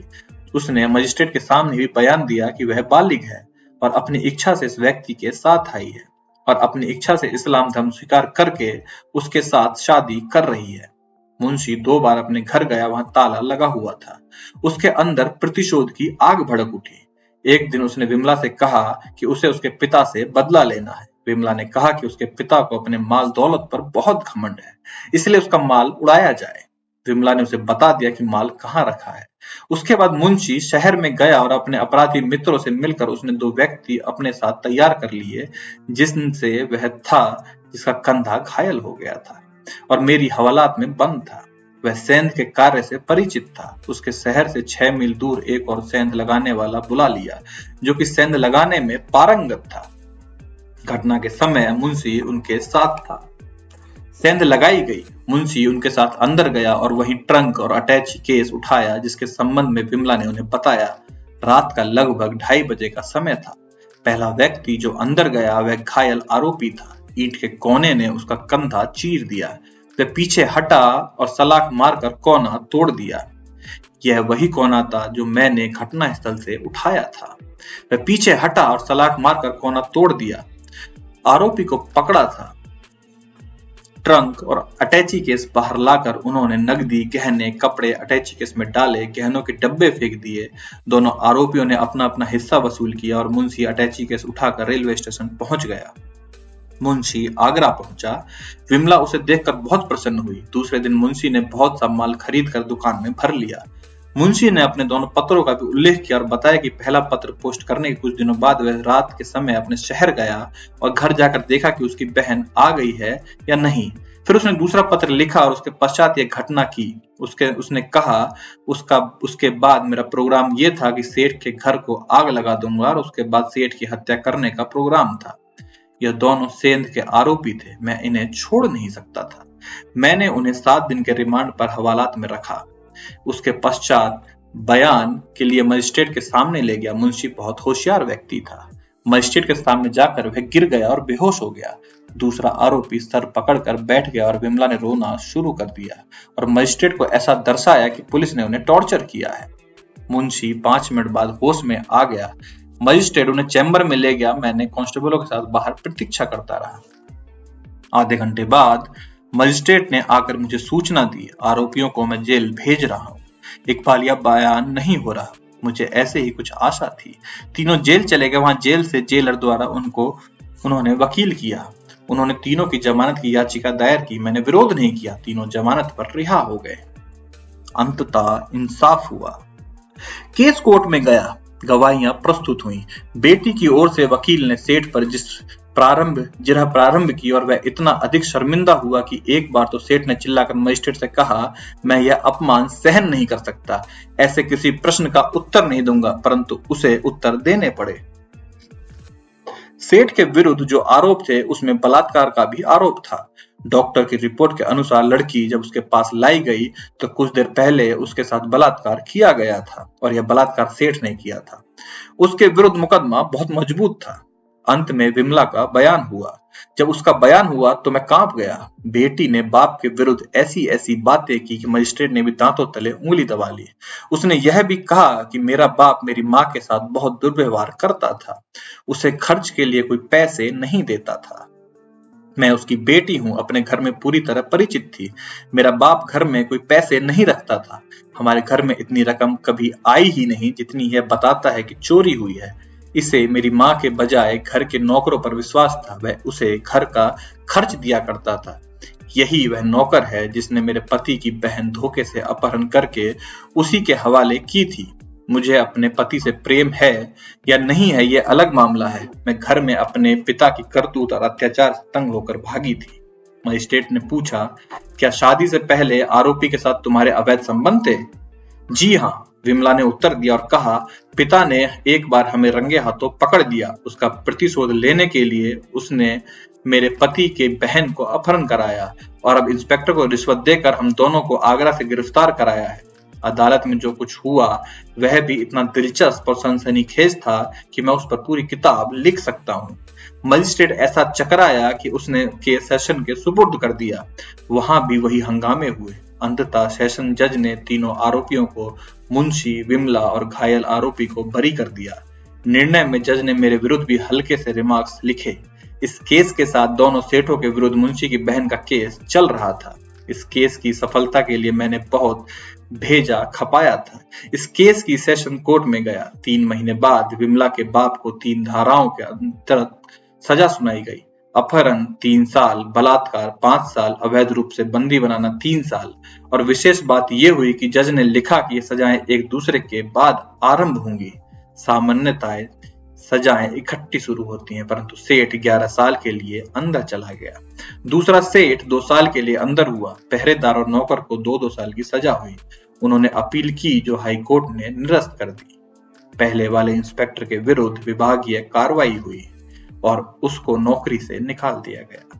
मुंशी और विमला आगरा चले गए और अपने बहन को भी साथ ले गए। तो दोस्तों, मेरा नाम है नितिन और आप मुझे सुन रहे थे मेरे चैनल बोधी वेदा पर। अगर आपको ये कहानी पसंद आई हो, अगर आप ऐसी और कहानियां सुनना चाहते हो तो आप चैनल को सब्सक्राइब करें, कमेंट करके अपने सुझाव जरूर दें, वीडियो को लाइक करें। धन्यवाद।